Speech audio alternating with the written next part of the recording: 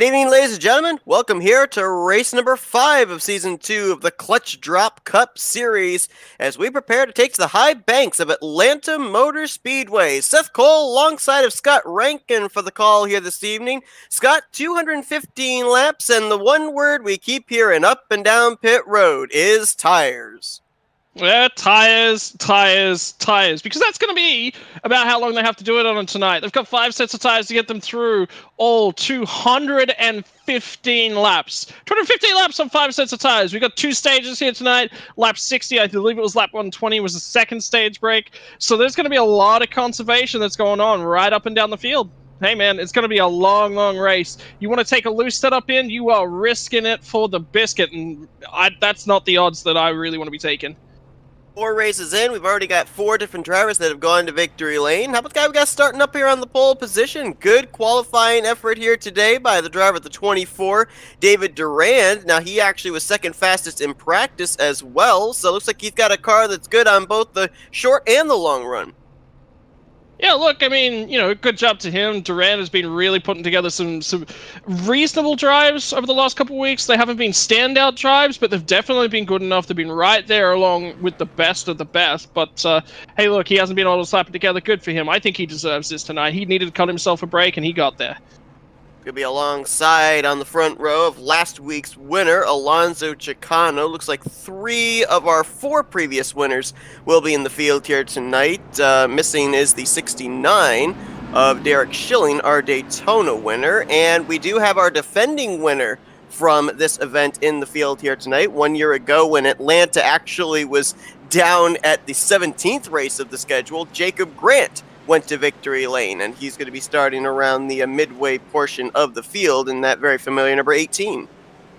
Yeah, Jacob Grant actually said it. I jumped down and was chatting to a few drivers last week. Jacob Grant actually said, hey man, I won the race last year.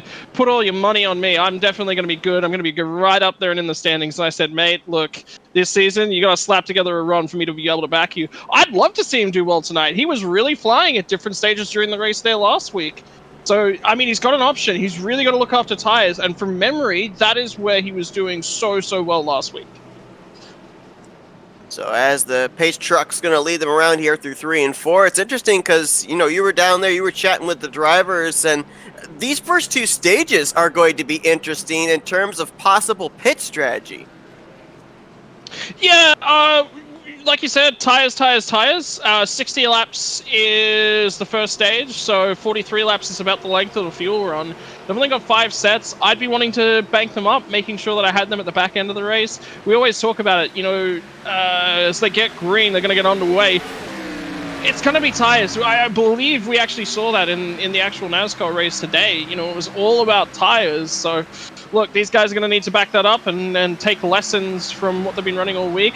A lot of drivers in the field have been doing a lot of NIS. This is one down on the apron. And I believe that would be the 23 of Deshaun Gorham, who started this race up inside of the top 5. I think he rolled off from 3rd place. This might be strategy, falling to the back, not pushing your race car, trying to conserve those tires with nobody to try and push you along, as we were almost 3 wide back here around the 10th position. That's where we find Jacob Grant along with Tom Bourne. Whoa! Braxton DeWeese a little loose there to the top side of Tristan Mayer. And Grant's going to get loose on the apron out of 2. Yeah, cold tires, that is one of the big features. It's sort of like 2 bumps through turn 1 and turn 2. There's a bump right on the entry, sort of, it's the back end of the entry phase of the corner, but it is in the entry phase of the corner, and then it's really where the banking picks up at the back end of number 2.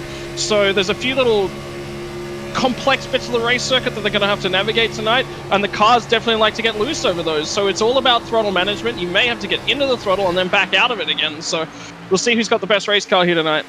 The battle for the lead. Travis Daly has gotten to the inside of David Durand. Looks like he might have the advantage going into 3. We'll see if the top side gets a run through the center of the corner.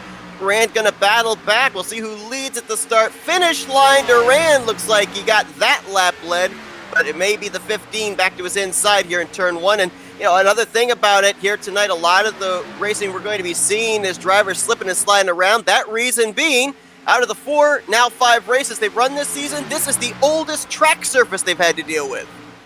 Yeah, and you can see that. You can definitely, again, going back to real life, iRacing is a simulator, but it does pull very, very closely from real life. You can see the damage and the wear that's in the track surface. iRacing themselves have patched the track surface halfway through the week. So, there's a lot going on. They're really considering what they can do to give the drivers a close to real life experience, and they've had to modify things. They've had to modify temperatures. They've had to modify the way that tracks deal with the cars deal with the temperatures and all those sorts of things. So there's a lot on people's minds here this evening.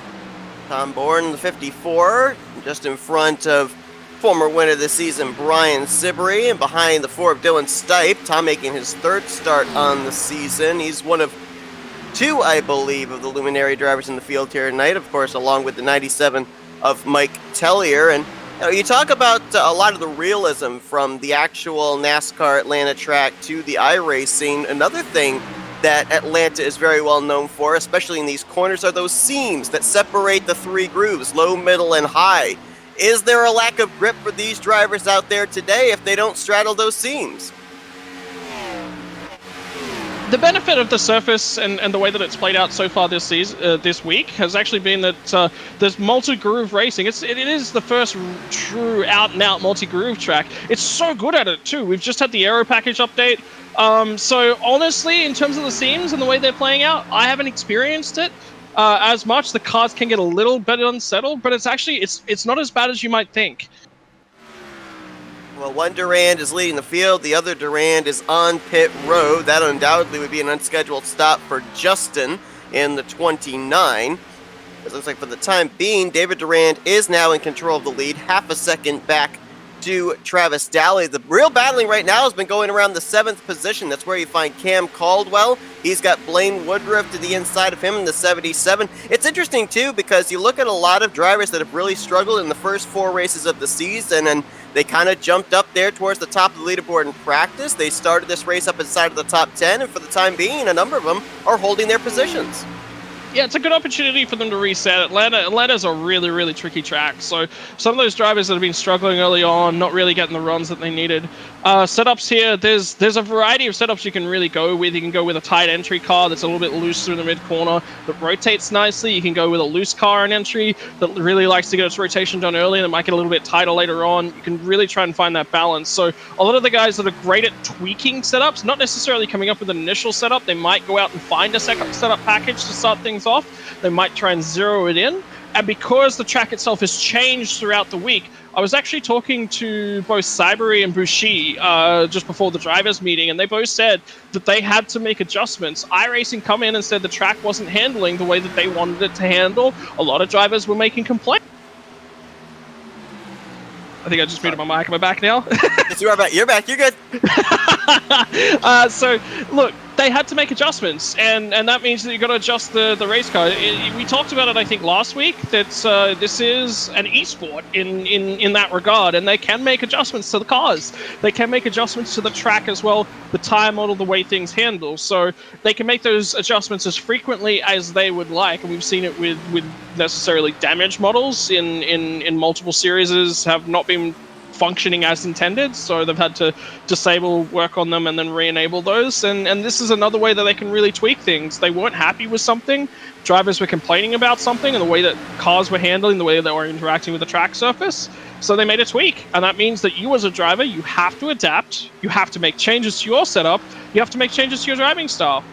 Hey, we're back out here, we're back racing, and look at this. Look at the spread of cars from about like 11th back to like 17th, 18th.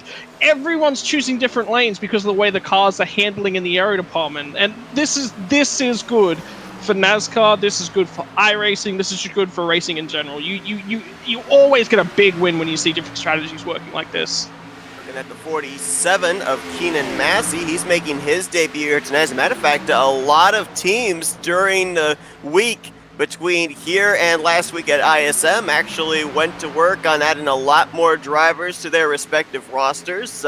Massey joining Chris M. Smith at 546 Racing, which is a sub-team out of High 5 Racing. You've also got the 20 back there of Kyle Ammon. He's come on board this series. I believe he is signed with a team. I'll see if I can find out which team that is. You've also got the 74 of Matt Coker in the field here tonight. He's with Sim Racing Development 2, a teammate to Braden Carroll in the 94, who we saw make his debut last week. So a lot of teams really starting to build themselves up here, add more drivers to their roster, and that's why we're starting to see these fields grow the further we get into the season.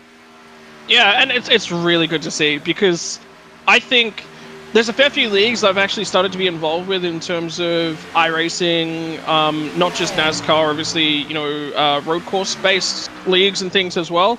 And honestly, Clutch Drop is actually right up there with one of the best ones. So, look, it's good to see the field growing. It may mean that there is some growing pains as drivers come to terms with each other. But whenever you're interacting on iRacing as a service, you're gonna have that sort of a growing pain, especially in leagues. And it's sort of a short-term pain whenever you enter an official session. Leagues, you get the opportunity to work through those issues and find a nice sort of resolution that works for all parties.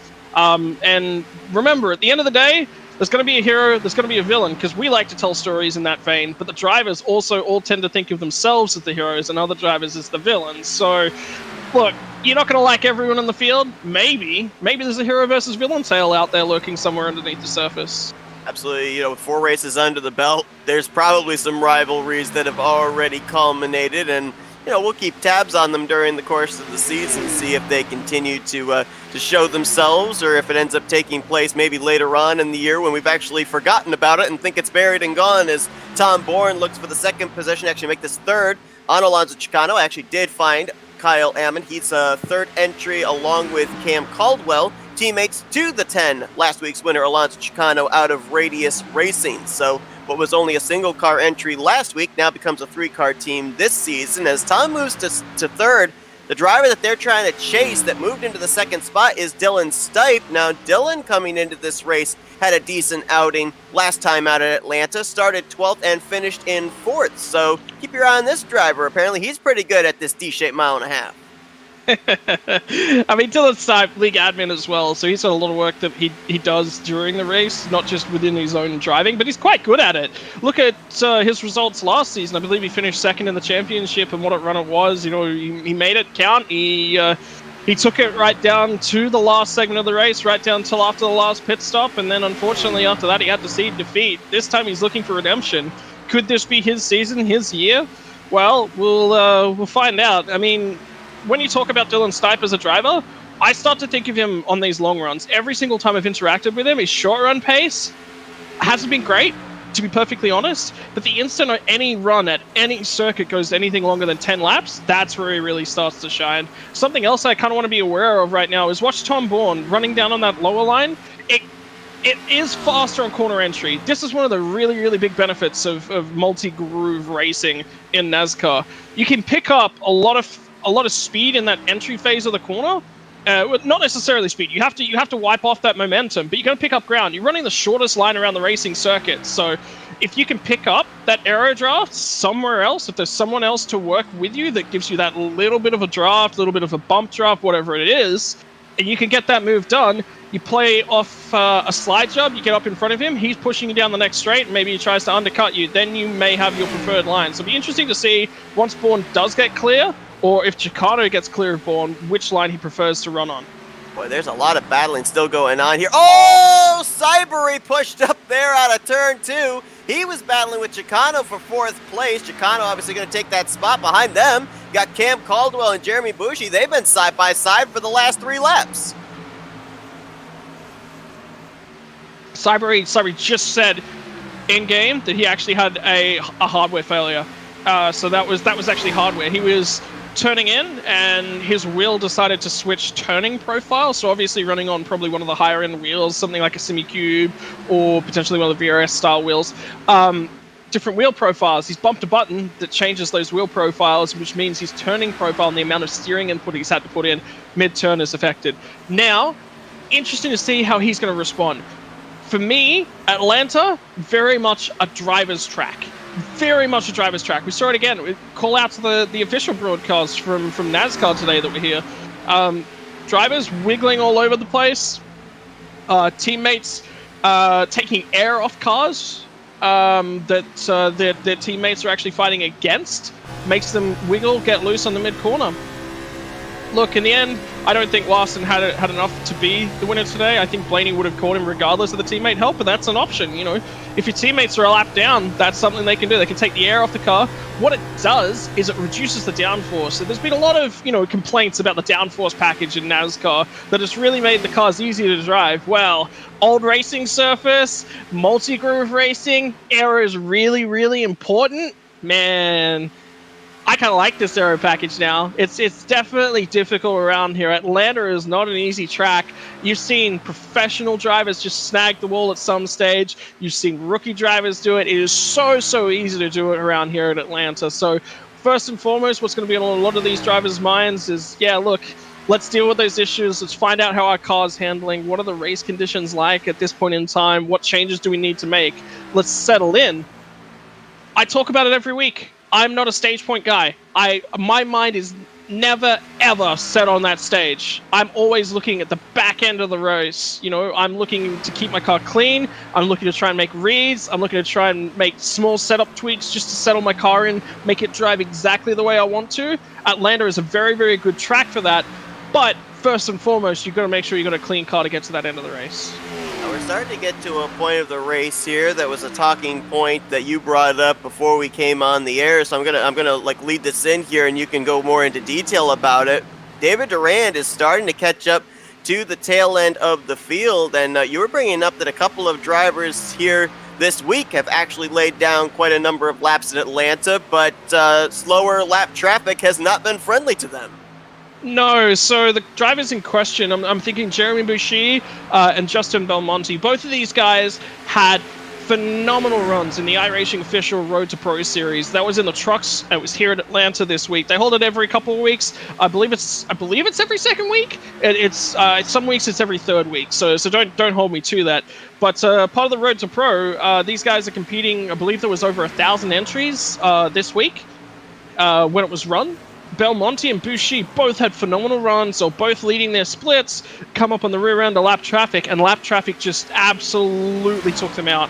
And for both of those guys, it was in the last quarter of the race, and they had done everything they needed to. The race was basically in the bag. If they got a caution, their cars, their tires, everything was still where it needed to be to jump back in once again, run it to the front, and just break away from everyone whilst also looking after everything they did. So heartbreak central for both of those guys. They will be 100% out here for redemption. They have turned... You don't just jump into Road to Pro and just go. These guys would have been turning laps for the last 2 weeks. And remember that change happened to the cars and the way that the cars are handling around here because we're in a Road to Pro week. So all that practice and preparation they threw out in that first week, a lot of that has to go in the bin, and you have to start again with how the car handles, just because the tire models, the temperature of the track surface matters so much, no matter what series you're racing in on iRacing. So those guys spent countless hours practicing, then they reset, and I can guarantee you, as soon as they had to reset, they would have gone, all right, well, I've probably got maybe another 10 hours worth of practice in front of me. No, they would have upped it to 20, 25, 30 hours worth of practice before the official race. So all of that comes undone by lap traffic. And unfortunately, I can pretty much vouch that's Atlanta. You come to Atlanta Motor Speedway, you're going to run into those sorts of problems. I've had it happen to me as well in officials this week. So dealing with lap traffic is so important here. Dealing with it cleanly is important here. Interesting here that we got a driver coming to pit road. That is Tim Hendry. I think we're going to have different drivers with different agendas here in this first stage. Talk about lap 43, really the target lap of how far these guys can go on a tank of fuel. Some of them are going to stretch it as far as that, but there might be a couple of drivers like the 72 of Hendry that are going to come down and split this stage in half. I don't mind this. I don't mind this at all. I've seen a lot of this sort of style of thing, splitting races right at this sort of a margin. If you can split it in two, it depends. If he's looking for a clean run and getting away from traffic, this isn't a bad thing. If he's going to take tires, I think tires is the wrong call in stage one. Definitely stage one. Stage two is a little bit more of a question mark. You can probably take tires in stage two. It's going to weaken your stage three, but you're going to be buying into some track position in stage two. But stage one, I think you've got to take it out of the arrangement. For me, Hendry was likely running in a pack of cars, and he wanted to get free of them and run some of his laps and run them on his line. in his pocket. And we'll see what he's able to do out of that. Undercuts, overcuts, very, very possible here at Atlanta, and especially with the stage situation that we've got before us tonight. And to your point, looks like he only spent about 8 seconds on pit road, so that would Fuel mean only. fuel only, no tires. So we'll see if other drivers will take that strategy when they make their pit stop, which at this point in time, in all likelihood, is looking like it's going to be under green in this first stage. Which is good. That's fantastic. And look, Atlanta is another one of those tracks that, cautions do happen, but it's quite easy to run quite green for an extended period here. I'm not seeing the fixed setups that iRacing comes out with here. The trucks is quite loose. Really tight on entry, and then gets loose on the mid corner and loose on exit as well. So you really have to drive that car to the ultimate. Xfinity was exactly the same. Cup Series was a little bit tighter. Cup Series, I definitely had a lot of problems with tight on entry. Car in the infield on the back straight. And that, I believe, is the 27 of Bob Carroll. No, he's on pit road. I think he cleaned it up. So there was somebody got right out of it. They got really loose coming off of 1 and 2. Might have been the 71 of Alex Link, who's now coming to pit lane. Potentially. It was a dark colored car, so I honestly couldn't comment. I didn't have enough eyes up, wasn't able to see that far in the background. It was right in the background of the shots that I was looking at. So there's a couple of little tweaks that you can make to the car to really snug it up through different phases of the corner. If anything, this week is probably the week I've learned the most about car setup around here. I'm not a setup guru by any stretch of the imagination, but I've gone to friends who have a little bit of that setup knowledge and said, hey, the car's doing this in this phase of the corner, and I want it to do this instead. And they've gone, okay, adjust this, no problem, just make this slight tweak here. And it's just about, you can go too far and you can go not enough. And I like to, when you're running in a series like this, test those tweaks to the car early. And by early, I mean doing it in practice, as Chicano's actually going to come down. Tom Bourne's, I believe, going with him. So Bourne's just in pit lane. Chicano's lost a little bit of time. Was that Kyle Ammon that was all over the place, I think, coming into pit lane? Yeah, he didn't even make it to pit road. He's still back out there on the front straightaway trying to get that car refired. Well, look, he didn't make it, but he made the right call. Didn't cope himself a penalty. He'll lose a fair few places, but hey, he's still on the lead lap. That's what's going to count. He's going to lose a lot of time, but remember, it's a long race, 215 laps, the distance tonight. He's got to keep that in the back of his mind. Right now, I was going to say 7, but now more of those 7 are coming down pit road with Caldwell, Mayer, and Keenan Massey. Jacob Grant is in, and probably the 12 will be in as well. So we're waiting for 2 Toyotas to hit pit lane to complete this first cycle of pit stops. It would be Jeremy Bushi, the race leader, and Mike Tellier in second place.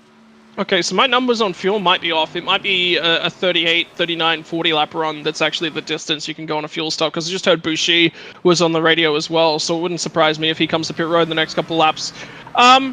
Whoa! Mike Tellier locking up those front tires, and he came across that commitment line rather hot.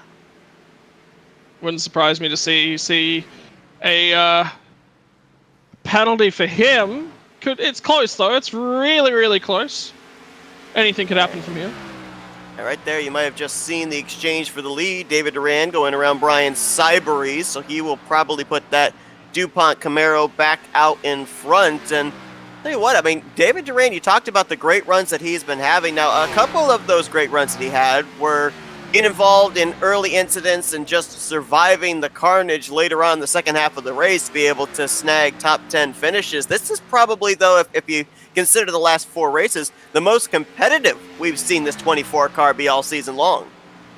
Yeah, it's really, really good to see him this far up, too, you know. He qualified on pole. He's been there and thereabouts. We saw him in the back end of last season be really, really hot on the short run, but he didn't have a lot of long run speed. So I don't know. It's close. Look, for me, what I'm really looking for out of him is I want to see him run this long run, continue to run this long run, keep the car out of trouble. Durand has been very, very good at keeping the car out of trouble, and then he just catches up to a back marker. And then it just everything just hits the fan, you know, and that's been a lot of his season, a lot of his races so far. But he also hasn't had blistering pace like we've seen out of him last season.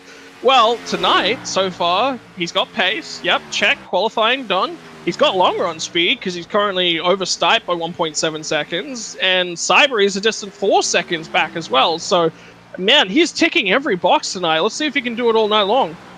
Absolutely. Now, there were most of the drivers that came down pit road that went with the fuel-only strategy. We had about 6 drivers, though, that elected to take tires here under this pit stop. Your top 2, David Durand and Dylan Stipe, were amongst those. Also, 4th place, Alonso Chicano. 7th place, Tristan Mayer, and 8th place, Mike Tellier. Now, in the case of the 97, I'm wondering if he would have possibly only wanted to go with a fuel-only strategy, but locking up those front tires changed his mind. Yeah, look, I think in Tellier's favor, I probably still wouldn't have taken tires, but you got to make a call, right? So it's 5 tires to get through the entire length of the race. It's such a long distance. I don't want to be doing tires right here. For me, that's just a mistake. I Look can at the see it ground that working. Tristan Mayer's making up. I mean, he just passed 2 cars, moving from 6th now up to 4th in the span of half a lap. Yeah, but Cybery and Tellier, they are phenomenal. I actually, you know what? I think Tellier did take tires. I think you're right. Cybery definitely didn't. Tom Bourne definitely didn't. There's a fair few drivers. So look, at the end of this stage, this field is going to get a shake-up. We've got, what, 20 laps? They're going to be on these tires. That's going to be half a second to a second. Probably right in about that range. Probably the top end of that range. So I don't like it. Their restarts are going to be terrible. And that doesn't set them well up for the back end of stage 2. And track position at the start of the final run to the checkers is one of the biggest things for me. Getting track position now, it does nothing for you. There's a guaranteed caution coming up at lap 120. I'm struggling. I'm really, really struggling to find a reason to take tires that first stop. So am I going out on a limb here, or would the strategy here for these drivers taking tires is they're of the thought process that our third and final stage is going to be completely caution-free? I think the opposite. They're betting that there's going to be caution after caution after caution in the final stage. And given the early running here, there's been no cautions whatsoever. We're going to take a green, very likely a green flag run to the end of this stage. I really want to ask them why they did it. Like, we'll get the option talking to David Duran, but I don't know, man. It doesn't make sense in my mind. The way that I was taught to race is look after your tires, keep your tires, keep your tires, keep your tires, because that way you are going to be the big winner at the back end of the race. I quite often, when I'm running NAS, I hand 2 sets of tires back at the end of the race and say, hey, these have still got stickers on them. You know, go slap them on somebody else's car and have fun with them. I mean, we just saw there as well, with a number of drivers making passes on those that didn't take on tires, just how quickly they were able to get through. So, let's say that there's drivers that decide to save that set of tires for a possible late race restart. Even if they start back in 10th, 11th, 12th place, if drivers up ahead of them are at 15, 20 lap older tires than they are, they could fly up there to the race lead in a matter of a couple of laps. 100%. And the option that tires give you to run whatever lane you want to as well, compared to the guys that are on the older tires, they're going to get loose, they're going to get tight. That's the thing. The car gets tight and it gets loose in the corners here. You cannot have a race car that doesn't try and do both of them at some point, right? It is very, very difficult to get a car that well tuned. So that means you're going to be burning up both the rears, both the fronts. The really cool thing about Atlanta is that it wears, depending on your driving style, it will either wear the rears or it'll wear the fronts. That is so good, because then it means you can say, hey, look, I'm going to be willing to burn off my rears. It means the car's going to get really loose later in the run. It means the car's going to get really tight later in the run. Whatever you need to do. So, look, there's options here. But the best position driver for my liking, Chicano took tires. Mayer may have taken... in fact, Mayer's definitely taken tires. Your top 5 all took tires. So, we're looking at Kosher.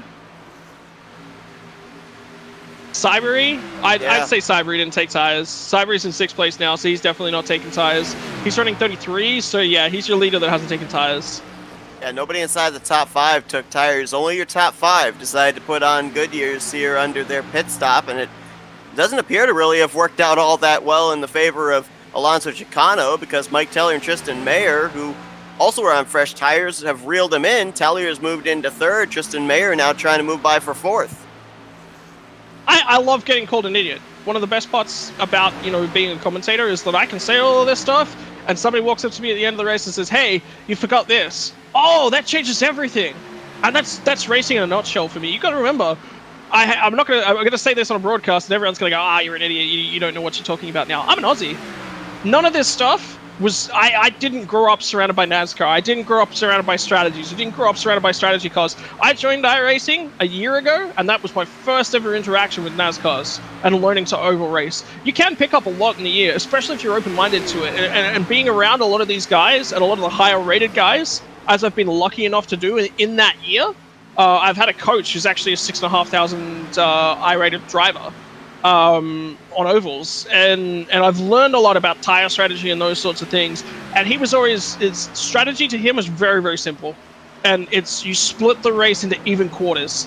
And when I see a stage like this, my mind is immediately 60, 120, and then you've got 3 sets to do your last stage. Your last stage is going to be 100 laps. Do you do 33, 33, 33? That's immediately my thinking. Oh, we got a car with an issue. Justin Belmonte, I don't know what happened to him. Oh! Nichols in the 11 just pounded the inside wall in the back straightaway. No caution going to come out for that, though. That's a big hit if he's pounded the inside wall. I actually think he's out of there. He's done. I think he is, too. Yeah, he's teleported to pit road, and we haven't really been focused that much on race leader David Durand because he's been out in clean air. You talked about traffic coming into play. I mean, he and Dylan Stipe had that race lead closed up to less than half a second. They were battling around 3-4 other race cars, and there were a couple near moments where the 2 leaders almost wrecked. Look, that's Atlanta. Atlanta in a nutshell. The best part, a lot of people who do run officials will know this as well. If you qualify yourself right up at the front of the field, you're clear. You're ahead of all that traffic. You're ahead of all that garbage. Well, a track like Atlanta, whereby you got people on different strategies, different tire qualities, especially with our leaders taking tires at their first stop, they're going to be catching a lot of these slower cars that are struggling for pace. So I've seen it. I hate to throw up road course stuff here, but it's very, very relevant this week. A lot of the road courses this week are at Watkins Glen. Watkins Glen is basically just a draft fest. So lap traffic can be very, very difficult to navigate. And it come up in the VRS GT endurance races. We caught and passed multiple cars because they got stuck behind lap traffic, and we just navigated the traffic super easily, whereas they just were struggling to do that. So Atlanta is another one of those circuits whereby lap traffic, you've got to have them pick a lane, and you've got to drive around them. The thing this says to me now, though, is that Stipe has actually made an adjustment in the pit stop, and his car is now handling better because Durand just bolted. Absolutely ran away from the rest of the field. The other thing to note here is that potentially they only took 2 tires. I wouldn't think so. Atlanta, I would probably be taking 4 tires if I'm taking tires.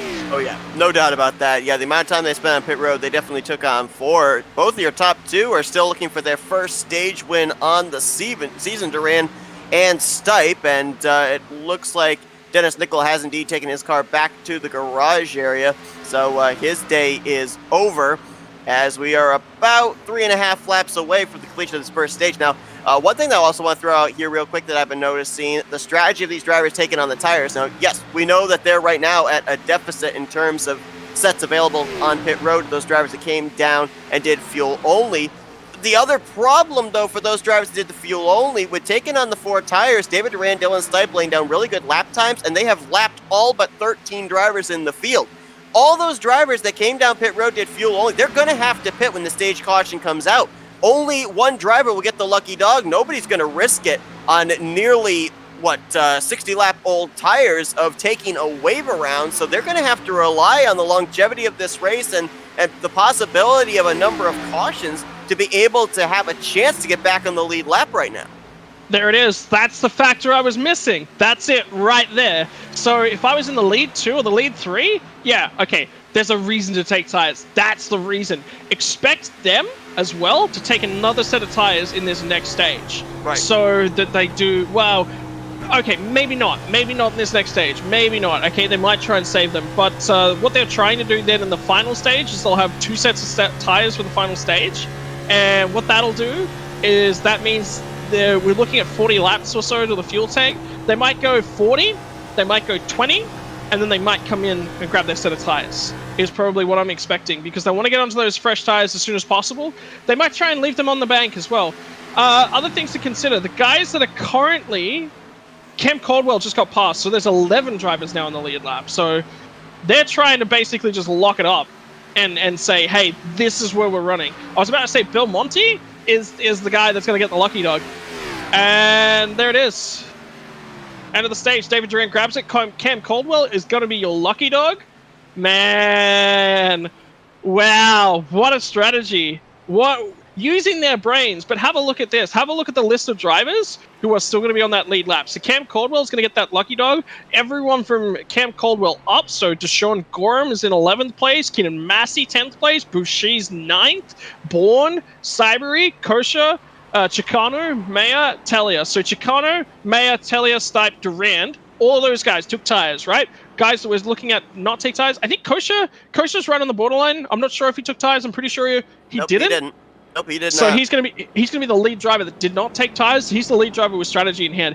I would be my eyes right now are on Cybery, Boucher, maybe Kosher. I don't know enough about him, to be perfectly honest. But from the guys from my liking, are Cyber and Boucher. Those are the guys I want to watch for the rest of this race. Yeah, throw Tom Bourne into that as well. He had some good long run speed in the first half of this first stage, and we're gonna follow our stage 1 winner.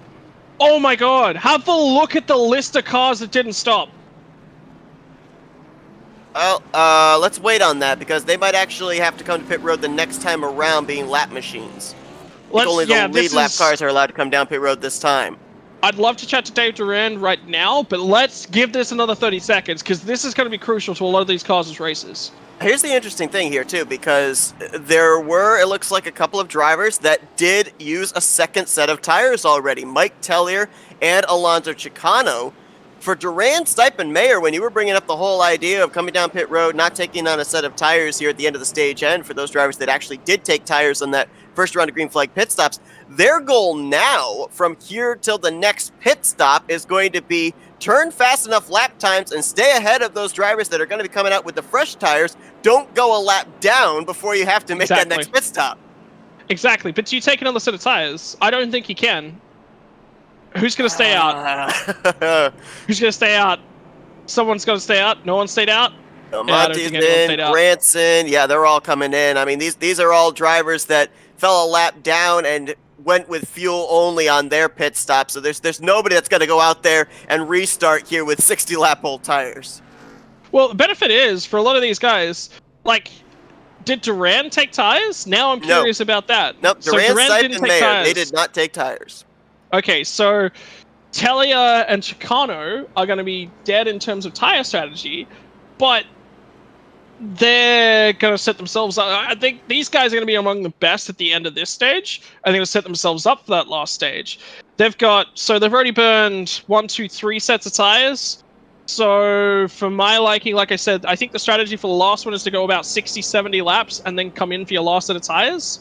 So their pit strategy is going to be somewhere around that 40, 20 to 30, whenever you want to come in for that last set of tires, and then the last set of tires. But you want to leave it very, very late, because everybody else is going to be on these weird tire strategies as well. So the chance for a caution is actually going to climb towards the back end of the race, remember, because drivers are going to start taking more risks to go for positions and those sorts of things. Anyway, let's get Dave Durand in here. We need to chat to him, because I want to talk to him about this master stroke. Absolutely. Let's get him right now. Hey, David, it's Scott and Seth up here in the FRM booth. You got us? Yeah, I got you guys. How you doing? We're doing good. Well, first off, congratulations on your first stage win of the season. That 24 looks pretty racy out there. It's been about the strongest we've seen it all season long, but a lot going on here in terms of pit strategy. So give us a little bit of an insight into the calls you've made here in your 2 pit stops so far. Well, we're trying to cut the stages in half. Myself, the 4, and I think the 17, because there's been 1 set left towards the last probably 90 laps, so we're going to cut that stage in half too. Just the tires are so precious here, so we decided to do that in the first stage, because you're gaining about 2.5 seconds on everybody else, so it's going to throw everybody else off too, because a lot of people are a lap down. So that is our strategy for this race. Well, that's what we were just talking about it, and I couldn't see a reason to try and not take tires. So you're getting ready for a restart here. So what is your goal for this stage right here? Just try to, no, for one, not get wrecked. For one, because we have the oldest tires in the front of the field, but we're trying to survive at least till 95. Then we'll go from there. All Best of luck, brother. Yeah, well, let's get right back to it. Good luck. All right, thank you, guys. That's another thing, too, with this old racing surface. Wheel spin on these old tires. Will we see it as Stage 2 is officially back underway here at Atlanta? Saw a couple of cars with the back ends wanting to step out, but looks for the time being, everybody's going to be good going into Turn 1. Yeah, so remember, keep your eyes on, there's going to be movers and shakers this time by. Mike Tellier is the best of these guys that's taken a full fresh set of sticker tires. Oh! He's going to be making big moves. He's into the wall, and now they're all fanning out in the back straightaway to avoid him. So, keep your eyes peeled. Stipe Mayer, there's going to be Keenan Massey. Definitely caution. Nick King in the 43 is collected. The 94 of Braden Carroll. 89 of Nick King, or I'm sorry, make that rather Brandon King. There's another car down on the inside there, towards the inside retaining wall. That's the 94 again. At least 4, 5, 6 drivers collected up in this one over in Turn 3. Now, if you're talking about who does this benefit the most, this makes sure that David Duran's got a few less laps to spend on these tires. You know, none of that racing. This is really going to look after him. I'm looking at Tellier. Tellier got loose. Tellier slapped the fence. There is damage, definitely, on that right rear quarter of that car. There's a little bit of a dent, little bit of damage there. So he's going to be down on top speed. That's a big, big thing. He set himself up perfectly. If anything, I'd put my money on that he was going to be right towards the pointy end of things, right? We said drivers that we were looking for was probably Bushi and Cybery. Well, he's now behind them. And they've got a better tire strategy than he does. So I'm pretty sure he took a fresh set of sticker tires at that last pit stop. There's a lot to unravel here, man. And then there's the wrecks themselves to unravel. And they've happened to teammates, drivers right up there too. Now, I know that Mike Tellier obviously frustrated, he got the wall off of Turn 2, but it actually might have saved him from being involved in this wreck because he was maybe the last car to get by the spinning 47 of Keenan Massey before Nick King and others started entering into the picture. Well, you say it might have saved him, or it put him in harm's way, if anything. Like, because remember what we were talking about in that last stage? You qualify well, you're up front. You're ahead of a lot of the shenanigans that have to go on back in the pack as people start to figure out their real pace and those sorts of things. Well, if you're up at the front of the field and you've got a clean car, it's so much easier to keep it clean on restarts because everyone that's slower than you, everyone that's struggling for grip, is going to be in your rearview mirror. He's now shuffled himself into the pack.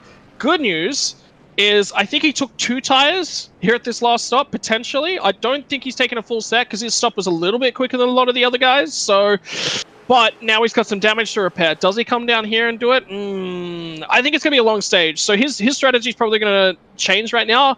I wouldn't surprise me if he goes for a drive-through, just grabs the damage, tops off on fuel, which allows him to push a little bit longer, but he's staying out. Yeah, look, both sides of the argument are both correct, and they're both incorrect at the same time and for different reasons. So, like Justin Belmonte is going to be the recipient of the free pass under this caution, as he's now coming down pit road. And it looks like we also have another driver out of the race. The 27 of Bob Carroll actually pulled it back into the garage area 14 laps ago. But the drivers that definitely got the most damage out of that one, the 43 of Nick King, the 94 of Braden Carroll, and there's also some front-end damage on the 3 of Braxton DeWeese. He actually got into Nick King, sending him into the spun-out 47 of Keenan Massey, so that front-end damage might be a little bit of a hindrance to Braxton DeWeese, who the last couple of weeks has had some really strong outings. yeah, it's unfortunate, especially Braxton. Braxton, I think, was going to be one of the guys that was on that tire strategy that saved it all up for that last set. And remember we were talking about splitting the race in that last set of stage and set of green flag laps. We're going to go 33, 33, 33. We were talking to the guys earlier, and they were saying 2 seconds a lap is the tire benefit. Well, if you saved all your tires up, you put all the eggs in one basket, you're good to go. Braxton doesn't even get that chance now. That's really disappointing. And aero damage, aero damage is normally a big thing. This is one of the racetracks that 9 times out of most cars in the field, you're going to be on the throttle for 100% of the lap. You're not getting completely out of the throttle unless you're fuel saving or your setup's just not 100% quite right. We actually saw that there was a lot of conversation about that, and Denny Hamlin today in the Cup Series race, how he was one of the lead cars that was he just had to get out of it. If you're going to have a winning car, that's your strategy. That's the way you got to drive things. Well, now you're down on power. Yeah, at a racetrack where you're going to be in the throttle 100% of the time. Sorry, buddy. That's your date on. His best case scenario is to get back up to, say, a 10th place finish, I'd say, from here. So that'll probably be his target. Well, after his good runs in the last couple of weeks, Braxton comes into this race. If we didn't have the playoff system right now, he would be 6th in the overall standings, gained 11 spots in the points after a great run last week at Phoenix. A correction on my part, it was not Justin Belmonte that got the lucky dog. It was actually the 71 of Alex Link. So 12 drivers will be on the lead lap when we go back green flag racing. None of our lead lap cars came to pit road here under this caution, with the exception of Alex, who not only came down and topped off the fuel tank once, but came down and did it a second time. Yep, not a bad idea. He's looking to really give himself flexibility. And the other thing is his stops are going to be shorter, so that all works in his favor. Single file restart. David Durand is going to get us underway. He would have waited right there. So things to note is that when you've got older tires, one of the better things you can really do is start late in the restart zone, as late as possible, right when those green lights come on. It's going to be your benefit, because that way there's a lot less time for cars to really catch up, build up speed, and get around you. What it means is that your momentum going into the first turn is a lot lower, and for David Durand on older tires, that means that he doesn't have to lift in turn 1. So it's not till turn 2 and cars can start really getting up to him and getting past him. Look at Chicano. Chicano's right there, and he wants by. He's the driver up front with the freshest tires, and he's going to make, it looks like, very quick work of that number 24 of David Durand. Matt Coker right behind him, and the 74. Scored the 74 on the timing and scoring on your screen. He's got the 20 on the side of his car, but he is the 74 in the series as well. Actually, correct that. He got held up behind the 10. Here comes Tom Bourne flying up to second place. Wow, look at that. Tom Bourne, you were the one that mentioned him and the turn of speed he's having. Another one of the drivers that set themselves up on good tires at this portion of the race. Whoa, was that Roush that was down on the inside? Oh, big wreck! Big wreck! That's Cybery hard into the outside wall. The entire front straightaway is blocked. We've got cars flipping and scattering through the infield grass. Oh, man, that's... Someone's going to have to unravel that. That's just... Man. That's the worst case scenario, because it's a self-cleaning front straightaway in a sense. You don't really know if the car is going to slide back up the track, back down the track. Mike Tellier's damaged. Deshaun Gorham's already back in the garage area. You're right. We're going to have to unravel a he lot. got turned. Cybery got turned. Cybery got turned by Stipe. Jacob Grant Stipe was on pit road. So it was the slow car. So who was that? The 17 was the slow car. Tristan Mayer, who was one of the drivers that was on the old tires. So Mayer got loose coming out of 3 and 4, slid down, and this is one of the things, right? The front stretch is actually not wide at all. It's actually really tight. You can run most of the track 3 wide. 4 wide is not undoable. It's really risky, but it's definitely doable. So when Tristan Mayer got loose and he slowed down off of 3 and 4, the guys behind him were already too wide. They were looking to go 3 wide. And what's happened is effectively Cybery's had to make space on the inside because he can see Tristan Mayer. Dylan Stipe can't see Tristan Mayer. Nobody on comms. I was listening to the in-game comms just to hear if there was somebody saying anything. Absolutely nothing was said. So he's completely and utterly unsighted on Tristan Mayer. Doesn't know that he needs to allow extra space. And unfortunately, Cybery just gets turned by him. That is... There's blind spots in these cars, and that is, you know, when you can't see another car just because there's a car in the way, unfortunately that happens. But I tell you what, Mayer, after being the one that may have potentially caused that wreck, dodges all of the cars that were flying in and around him by a couple feet. Inches. It's inches. He dodges wrecks by inches, man. He's got a clean car. He's still in this thing. One driver that was on the same strategy as Tristan Mayer and David Durand, that being the 4 of Dylan Stipe, not so lucky. He was involved, along with the defending winner of this race, Jacob Grant. Braxton DeWeese, the 55, was also involved with Chris Smith, and You know, we may not know the full extent of drivers that actually were collected up in this, as we just took an onboard from the 20 of Kyle Hammond. My god. I tell you what, we were just talking about at the end of the stage, Cam Caldwell got the free pass. He was right in front of it. Man, his race day, if he does not get passed by David Duran at the back at the very last laps of that last stage, his day's over. He gets that free pass and he's clear. I'm interested to see where Belmonte ends up, because Belmonte was the other guy that was looking to be the recipient of it. So I think Belmonte got into it. He might have gotten a little piece of it. Yeah, he was at least running through the infield grass and almost ran into the back of another car. I think clear. He got on Belmonte's the brakes fine. quickly enough.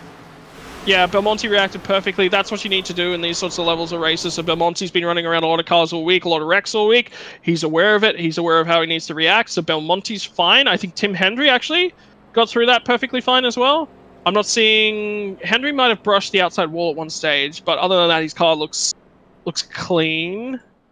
Travis Daly might have possibly bumped into the back of the 33, but I don't think he made much contact, if any. The other driver that was right behind that was Jeremy Boucher. He actually was trying to look 4 wide. They were 3 wide coming off of turn 4, just behind when Tristan Mayer got out of shape. And Jeremy Boucher was actually peeking to the inside 4 wide in that situation just before the 33 got hooked. Damn, I need to have another look at that from Boucher's point of view as well. Oh, boy, he's right there, isn't he? Yeah. And we He's got to right remind behind everybody here, too, there's no fast repairs for these drivers. I mean, this is basically about anywhere from 7 to 10 drivers' day over. Yeah, somewhere in that realm, and a lot more drivers that days aren't necessarily over. They can get back out there, and they will do so because they'll grab a lot of points for themselves. Boucher had his teammate Cybery fly across his lid. Yeah, he just barely. We're talking okay, look, bear with me here, guys, because you know I'm on the metric system over here, but it is millimeters. Millimeters are a lot less than inches, man. It's 2.5 centimeters to an inch. It's 10 millimeters to a centimeter. It's a case of like fractions on fractions of an inch is what we're talking about here. I swear when I graduated high school, I'd never do another math problem, so I'll leave that all to you. Okay, yeah. Brad, I definitely think that Jeremy Boucher came down pit road. I think he took a change of underwear right there. That is something that wouldn't need changing. He's in P4. He is on the lead lap. He's looking good. So this restart, all of a sudden Boucher, he's right there, man. My money all of a sudden just got whacked on Jeremy Boucher. And let's not forget that Jeremy Boucher already has a victory this season back at Las Vegas, so you know he can be aggressive, go out there, try and get a second win and rack up more playoff points. And deny somebody else a lock into the playoffs, which means the back end of their season goes a lot different. So, look, Race Control said it. In the driver's briefing, there was a lot of conversation about different tire strategies and drivers need to be cautious. Well, now it's going to be about different car speeds because you've got a lot of drivers wrecked out. Did we just lose half the field? That field looks so much thinner now. We lost a lot of them, that's for sure. We still got Braxton DeWeese on pit road. Same for Brian Cybery, Dylan Stipe, Chris Smith, and Braden Carroll. Drivers that have already gone to the garage area: Deshaun Gorham, Jacob Grant, Keenan Massey, Brandon King, joining Bob Carroll and Dennis Nickel. So right now, it looks like we have about 16 drivers that are running on track, and currently only 10 of them are on the lead lap. Oh, man. Well, this race got interesting, that's for sure. Oh, boy. Look, there's a lot to take out of that, and a lot of the drivers need to review that. Like, because when something like that happens, all that you can take away is what could I have done to prevent that from my point of view happening. And a lot of the time you look back at it and go, look, I was just a car in the middle lane, in the middle of everybody else. All I could have done was slam on my brakes. I did that, nothing more I could have done. But sometimes you're going to be the car on the left. Sometimes you're going to be the car on the right up against that wall. Could you have lifted out? Could you have rotated down to the infield? You're going to replay through all of these things. Because what it's about is it's about building that library of information, that library of strategy. So the next time that you get into a situation like that, it's instinct. You're building up instinct is basically muscle memory, all of these sorts of things, you know? And every time. I don't care if you're a rookie driver. I don't care if you're a professional driver. I can guarantee the professional drivers would be doing the same thing. They take a look at a big wreck like that. They go, man, I don't want to look at that again. And then their team will bring it out and they'll debrief it and they'll watch it 5 times because they need to review that and they need to constantly keep improving. Because if they don't do that, the guy that's half a second behind them now, 3 weeks from now, he's going to review it every single time that he's done something like that. He's going to be faster than him. That is how you remain a professional driver, a quick driver, and you keep on improving. You have to review everything, whether it's a good race, whether it's a bad race. You had the best race you possibly could have. You went out there and won. Guarantee you there was 5-10 things you could have done better that whole race. Go and review it, man. Well, the second half of our top 10 certainly got a facelift. We've got Nathan Hall now up in the 8th position. Alex Link, who got the lucky dog 2 cautions ago, he's now up to 6th. And we talked about how aerodynamics definitely plays a part into today's race, but Mike Tellier, I mean, that car looks like it's been through the wars, and he's in 7th place. He actually just made a pass around Nathan Hall, who, to my knowledge, has not sustained any damage here today. I mean, despite that car looking like it's been through a demo derby, he's still turning somewhat good lap times, and while I don't think he's going to win this race, it's going to be all about survival and racking up the maximum amount of points you possibly can. That's it. And one of the biggest things as well that a lot of drivers don't take away, and they really, really should, is when you're in a series like this and you have an off race, it's damage limitation. You need to get back out there. Because if you take, let's say you're right at the back of the field and that's worth 5 points, you get back out there, you grab 10 places just because of all those other cars that are now on pit road and now on continuing, that could be 10, 15 points. And if you do that every single time it happens, because that's the thing about NASCAR, right? You're gonna have races where you're just involved in wrecks. That is just part and parcel of being a NASCAR driver. If you every single time that happens in iRacing, if you get back out there and you earn yourself those bonus points at the end of the season, where somebody else is scrapping around and going, man, I'm gonna get beat by 1 or 2 points here. If you do that, you can say, man, yep, I've done everything I possibly can. Could I have grabbed some better points when I was in those big playoff situations, where I was at the front of the field? Sure. But you don't win a championship without making sure that you're keeping yourself alive.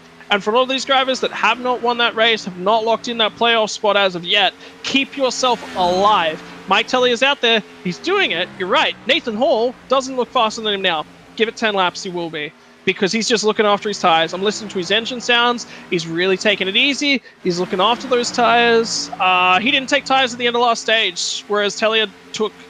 that was the last pit stop. So Tellier obviously had a lot of damage that he was working through.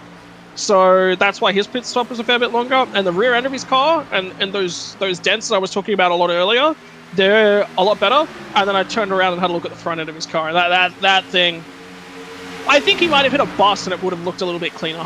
Probably would have. Almost kind of looks like maybe they tried to put a makeshift snowplow on the front of his Toyota Camry. As we're watching Alex Link in the 71, making his way around the lap machine of Justin Belmonte, trying to get up to the back bumper of Alonso Chicano for 5th. Going back to Belmonte, I think Nathan Hall got the lucky dog under the last caution. Belmonte right now the first car running 1 lap down. Now, he is in the 11th position.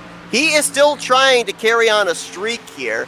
Last week, the streak of 4 straight top 5s came to an end as he got involved in some late contact in the closing stages of that ISM race. However, he did finish in the top 10. He's the only driver to do so in the first 4 races, and if he can at least pick up 1 more spot here before the conclusion of this race, and there's still 129 laps of opportunity to be able to do so, he would carry that streak into 5 straight races, 5 straight top 10 finishes.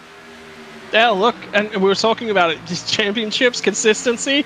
Look, I can tell you for a fact, we talk about last year's IRL champion, Chase Elliott. Yeah, Chase won a lot of races, but it was also the races that he didn't win, and he stuck around in there. He picked up seconds, he picked up thirds, he picked up top 5s. Those are as big a part of his championship push as the wins are. So, look, get out there, keep chasing down those points, keep yourself in the game.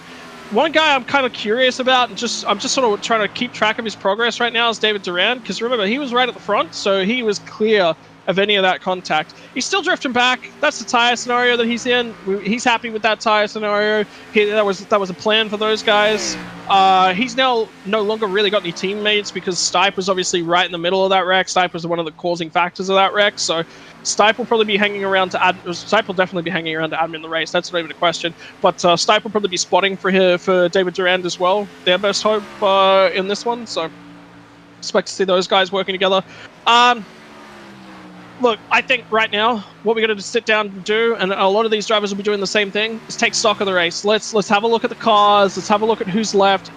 Now that there's not quite as many cars in the race, you can actually make some more tweaks because you'll have a little bit more line availability and there'll be a lot less lap traffic. So now, if I've got a clean car, I'm thinking about maybe adding a little bit more tape. I'm not going to be running in traffic as long, which means the engine's not going to overheat as badly, which means I've got that option, you know? So potentially creating a little bit more long run speed. Same thing with line choices now. Lap traffic's not going to be as much of an issue. So there's options left, right, and center here. Interesting call here as Matt Coker has hit pit lane. This would have been his 29th lap on his run. So, I mean, we theoretically, again, could go back to the splitting stage 2 in half, 30-30. But he's going to give up the second position to come to pit row. And this is interesting because he was actually closing up the gap between himself and Tom Bourne. It might have been a case of the 54 conserving his tires right now, and the 74 realizing, hey, I'm going to be coming to pit row in just a couple of laps. I can actually push it for all I've got left in these tires. Yeah, it'd be interesting. I don't think that that first stage is a little bit different to this one. Now we've lost a lot of the drivers, so different tire strategies like that. You now kind of cross them out. It'd be interesting. The guy that we kind of need to keep an eye on is probably David Durand. See whether he does the same thing, grabs that extra set of tires. Again, I don't. Last run, there was a reason to, because you put a lot of cars a lap down and you really wrote off their strategies, and a lot of those cars are now gone. You know, we've lost that many tires. So the strategy call will actually change based upon the number of cars left in the race. So now I'd be looking to generate a little bit more flexibility from David Durand's style. And the way you do that is by hanging onto tires. You run the fuel out as long as you possibly can. You save a little bit of that fuel. The thing, whenever we talk strategy, the worst one, and this is the way that I approach racing. A lot of different drivers will do things. One of the worst things that you can do is lock yourself into something, and the way you do that is by burning off everything. So if you come in and you say, I'm taking tires now, I'm taking tires now, I'm taking tires now, all of a sudden, your back end of the strategy, you don't have the options to say, take this last stage and go 33, 33, 34. Or 33, 34, 33, you know, whatever you really want to do in that last stage. So for my liking, we're not going to get many cautions. We're out of cars. Caution percentage, caution chance sort of goes up the more cars that are out there, because you've got more cars that are closer together, and it really explodes when you've got a caution with cars on multiple strategies, which is what caused that last one, is that we had a slow car, different tire strategies falling back through the field. So that means green flag stops. What does that say to me? A lot of green flag running. That means I want tires in that last section of the green flag. I want to be able to go 33, 34, 33. That is my... If I was to stick a pin and say this is the best strategy for the last stage, 33, 34, 33. Because we've now lost all those cars. So anyone that's got those 3 sets of tires to burn up in that last stage, big tick. Big tick to winning this race. Durand's not got that. So remember, we were talking about his strategy is going to be somewhere along the lines of run this set of tires for this entire stage, and then go 40, 20, 40, probably 25. I would go 70, what's that, 65 laps on a set of tires, then come in and go 35. The other option here is you can go 40, 10, 40, 10. But that's an extra stop, and I don't like that at all. So I'm probably looking to run it out early on those sets of tires and come hunting later. The alternative to that is he goes 40, comes in, takes tires, goes 40, goes 20. Now, the benefit of that is he's going to have control of the race throughout that last stage, because he's going to burn off a lot of his speed early, but the last set of tires that he goes on to, he has no flexibility. If there is a late race caution, he's on the oldest tires in the field and there's nothing he can do about it. He can't come down pit road, there's no sticker tires left. So that's the reasoning in my mind for going, say, 40-20, and then 40, or, you know, some variation of that to 5 or 10 laps. But the problem with that is that middle phase of that last stage is going to be so slow. So that's what a lot of these guys will be thinking about and trying to play around with in their head. Remember, at the conclusion of this stage, he could have burned either 2 or 3 sets. So with the option as it stands, he'll be coming to pit road in a couple of laps. I'm actually going to watch him drive down pit road because I want to see that car go up in the air or drive out with staying down.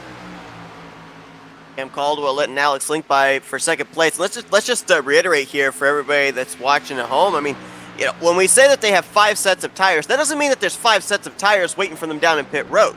This includes the set of tires that they start on. There's only 4 sets that are waiting for them on pit road. So, you know, just so that way people aren't thinking that we're a little bit off in terms of how far these drivers can go, how many sets they've still got. When they took the green flag, there were only 4 fresh set of tires waiting for them in their pit stall, and a number of them, to your point, at this point in time, at the conclusion of stage 2, will have already used up 3 of those sets that were waiting on pit road, only 1 set waiting for them in that long final stage.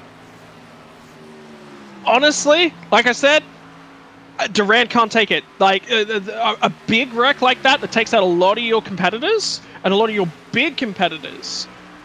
You've got to just go, all right, strategy change. That is a big race event. So, you know, we've gone in depth on that now. It's probably time to move on to something a little bit different. I'm looking at Cam Caldwell. His rear right quarter, he slapped the wall at one stage. Alex Link is actually getting a little bit loose in front of him, so he's going to grab second place here.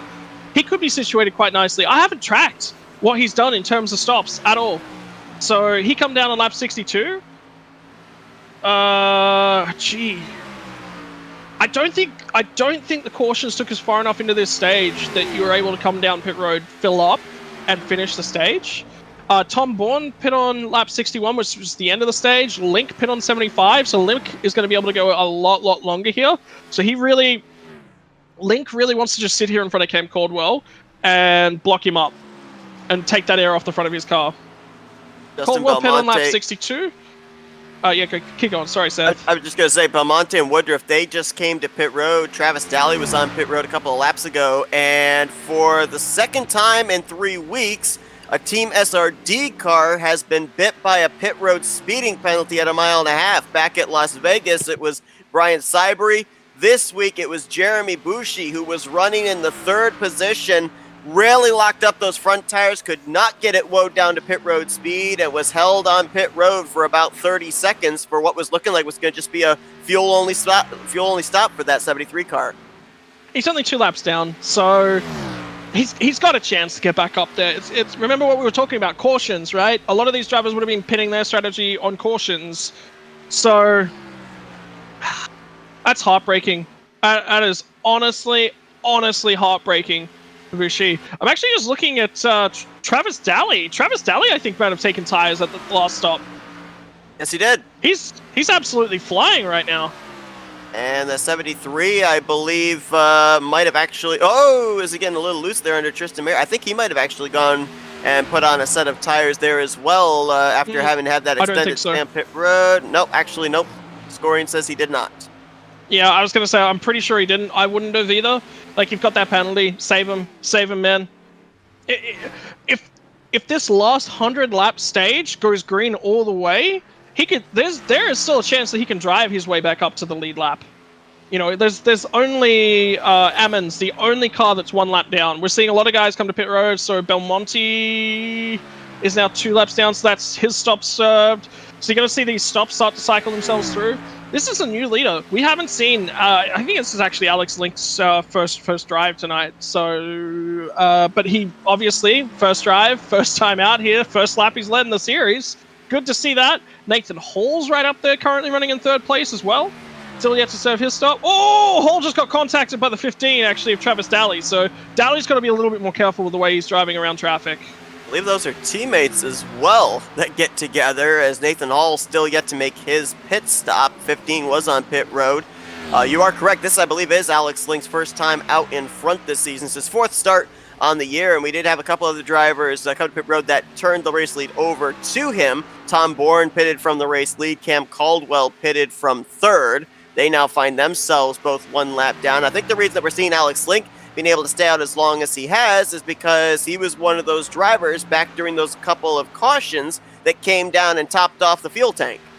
Yeah, he was. So the other thing is, he might actually win this stage. He might actually be good to the end of this stage. Actually, looking at that, 23, laps into the stage. So if it's 120 is the end of the stage, he's good just. If it's He'd be close, yeah. 125, he's right on the limit. It's doable, but he's going to have to save some. And Chicano's coming at him as well. Chicano did not take tires in that last couple runs, so Chicano burned up that extra set of tires early.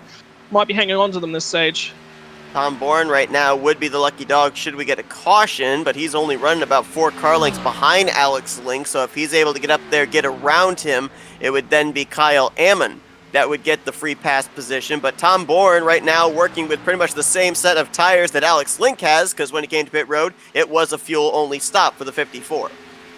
Yeah, Alex is running 32 fours. Tom Bourne's down in the 31s, so he's, there's a chance he might catch him and get by. He is running in his draft, though, so that could be a little bit of the assistance that's going on there. But the other thing to think about as well, Tom Bourne, his experienced head, very, very wise head, put himself in the Championship 4 last season, before, unfortunately, all the Team Luminary guys got together and took 2 of their stablemates out of the running on the final race of the season. So he's got a stable head. He knows what he needs to do. And right now, even though he's looking at that leader and he's looking about getting his lap back, he'll still know that he needs to keep this clean and he needs to make sure that he's building what you want to do in a series like this. In any league where you're running around drivers constantly, you want to make friendships. Why? They give you more space. They think you're a cleaner driver. They know that if something bad happens and they need to go to space, they'll come down a little bit closer to you because they can run alongside you. That keeps both of you safe. Alex Link just said he's coming in. He's coming in this lap, so he's not safe on fuel. Nathan Hall and Mike Pellier just also came to pit lane as well from 4th and 5th. So they're going to maintain their laps. They're not going to lose laps unless Chicano stays out. I didn't hear anything from Chicano. 71 just completely blew the entrance to pit road, so it looks like a second SRD car may be hit with a speeding penalty. And he overshot his pit stall as well. Ooh, there's no way that he made that pit lane speed limit. No way in hell. He's dead. So there's another car. Looks like the guys over at SRD, they may have some pit stop practice coming their way this lap. Here comes Chicano. David Durant. David Durant is gonna. David Durant, I was about to say, he's going to inherit the lead, but he's pitting as well. So far, I think the strategy... Oh, well, I was going to say the strategy is working out for the 24, but it looks like he may have messed up coming onto pit road. A lot of these drivers with a lot of front tire lockup before they get to that commitment line. There he is. Yeah, Durant. I'm just gonna go back and see if I can catch Durant's entry. It's catching a lot of people out, which is... These are high-quality drivers. Don't get me wrong. Kosha's 5.4 KI rating. Oh, Durant's got a penalty for sure. 100% penalty. He was well past that the pit lane entry cone before he was down to pit lane speed, so that'll be a penalty for sure. So that takes him out of the running. Boy, the troubles that the drivers are having this season and tonight in particular just continue to mount. Oh.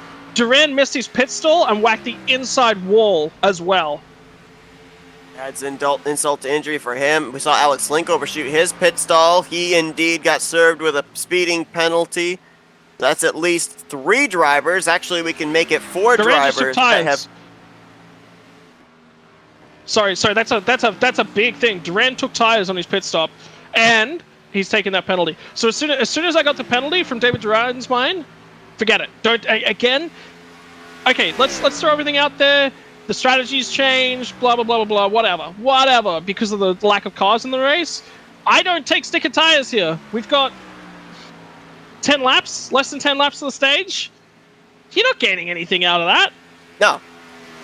I mean, no the way. benefit is that at the end of this stage, he doesn't have to come back in. So maybe he gets a wave around. But he's now 2 laps down because of the penalty. I was gonna say he'd still be 1 lap down. Like, not sure about that strategy, to be honest. I must be an oval strategy rookie, complete not a rookie, because none of this makes sense to me. But look, hey, that one doesn't make sense to me either, because that has to be a strategy. He's going to take the wave around, but then he's still going to be -1, and he's got another 6 drivers that are a lap down in front of him that came down and did fuel only that are going to probably take on tires at this stage yellow. Here's the thing. Kosher is the leader. Kosher's 6 seconds up the road of him, and he is closing. He will pass him. So he's going to go back to 1 lap down. He gets the wave around back on the lead lap. Makes sense. Never mind. He's got to do it in 3 laps, though. True, because he's on lap 150. He can do it. He's 2 seconds a lap faster.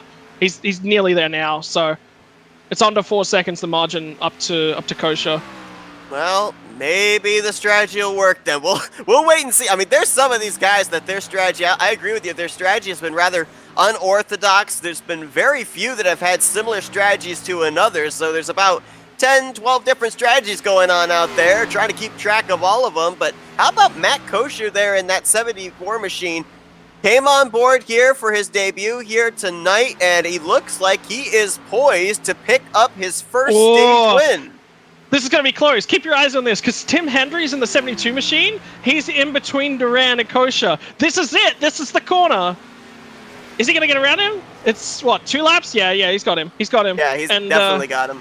Henry's got him as well. Duran had to get right out of the throttle here. So now that Duran's got this pass made, from me, Duran needs to back right off. Let's put as little damage on these tires as possible. He's got great long-run pace, David Duran, but he's got less to work with than a lot of these other guys. So for me, Duran, now that I'm clear of Kosher, I'm backing it off. Let's look after these tires, because a couple laps on these tires is really going to make a difference.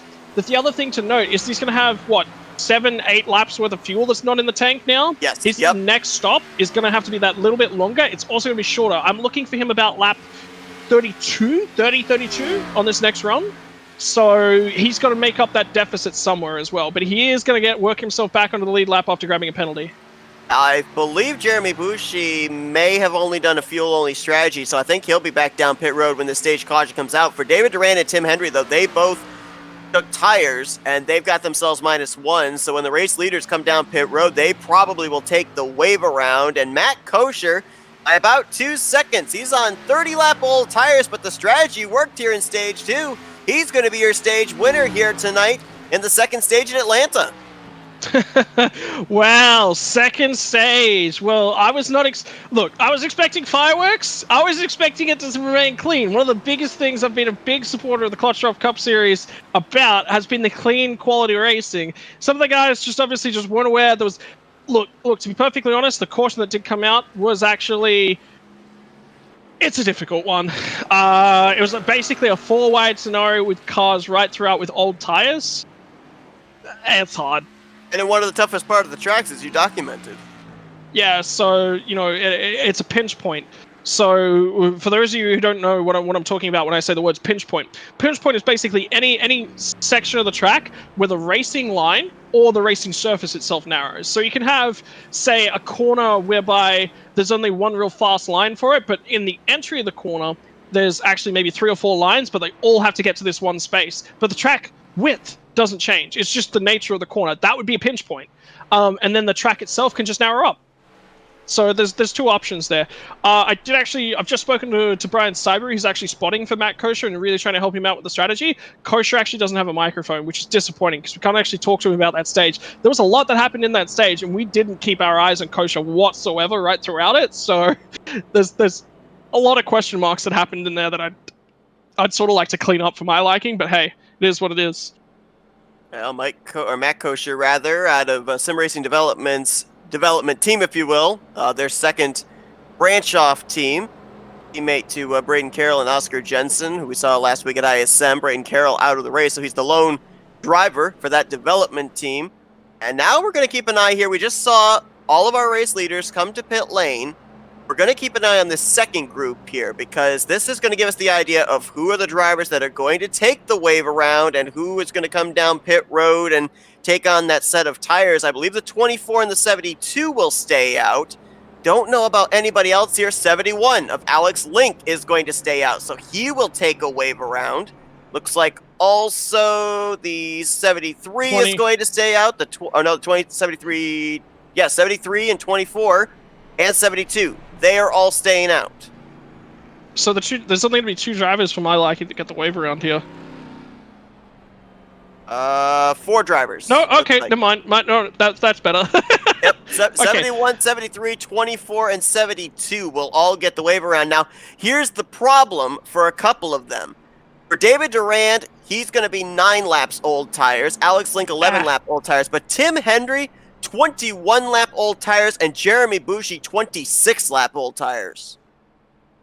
Well, we don't have any lock-ins on that, remember? Lap 95 was a 73-second stop for Boucher. Now, remember I said I don't think he took tires as a part of that stop. So that's a question mark for me. And that means his tires are going to be even older than that. So he's going to be right at the back of the pack. But the benefit is he's going to have a spare set, I think, left in the garage. So Boucher, for my liking, could be a quick car. Early on, he's going to really, really struggle. But I think he's going to come on really strong at the back end of the race, so keep your eyes on him. What he's done is the best in terms of strategy to keep himself on the lead lap. And sometimes that's all you need. It makes him weak.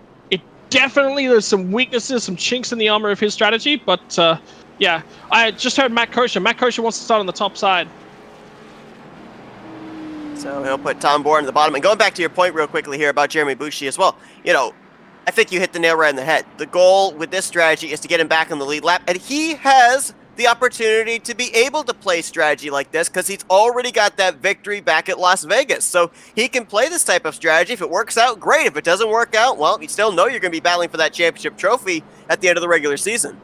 Yeah, and a caution here, a caution at any stage plays into Boucher's hands. Whose hands does it play into? I think, David, a caution here is both a good and a bad thing for David Durand, because it tightens the field up, right? Which is what he wants, but it allows other people to really leverage their tire advantage over him.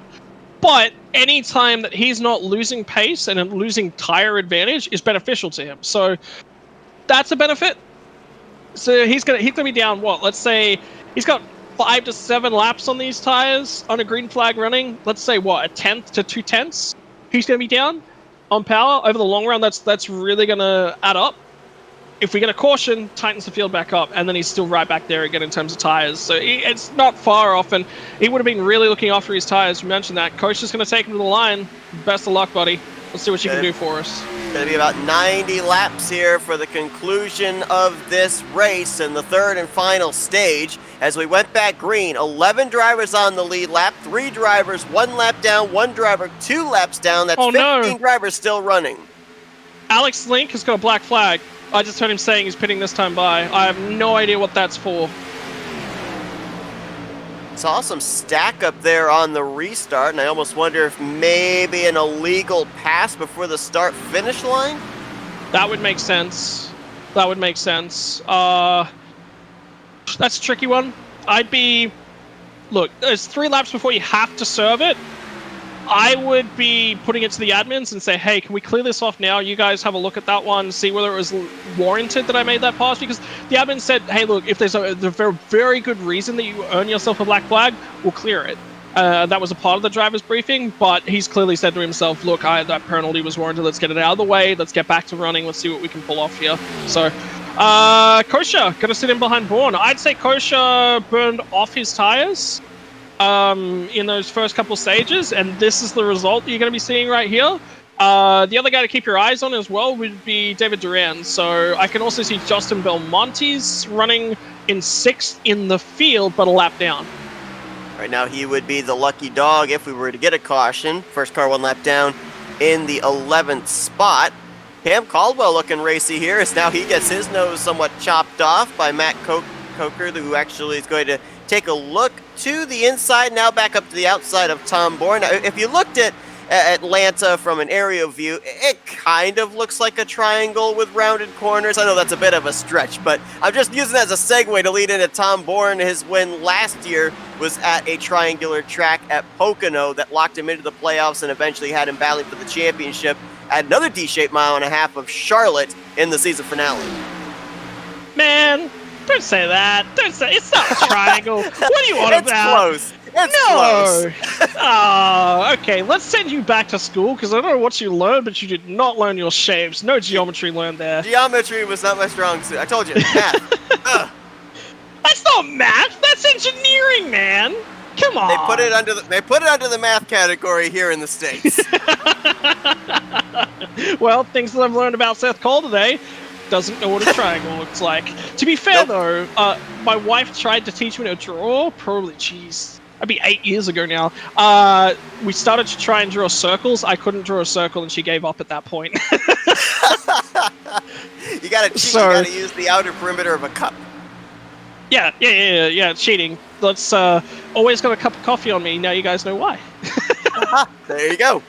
It's always ready to draw a perfect circle, folks. Anyway, things I'm learning about Scott Rankin. Anyway, we got. I mentioned that we had 3 of our former winners in the field here tonight. 2 of them have hit a bit of a snag. Obviously, Brian Cybery out of the race after being involved in that wreck back during the second stage. Jeremy Bouchy right now a little bit behind the 8 ball in terms of strategy, as he is on the lead lap, but obviously way off the pace on old tires. The only driver right now in the field that's got a shot at this point in time of being a multi-time winner is the 10 of Alonso Chicano, but I'm telling you what, right now with the drivers we've had up here inside of the top 5, top 10 that look like they're competitive, I think the odds of us heading into next week with a perfect 5 for 5 and first-time winners this season looks pretty good.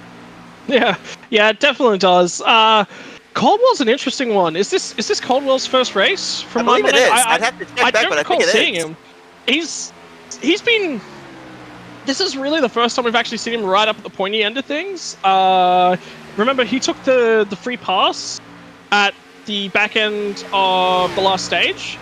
First stage. So he got himself back onto the lead lap and back in there with a chance. And his tire strategy, from my mind, is probably going to be there or thereabouts, because if he was taking the free pass, that means he ran the entirety of stage 1 on one set of tires. Good chance that he did exactly the same in stage 2 as well. So, question mark over him for tire strategy, just purely because I don't have enough eyes to really keep track of everything.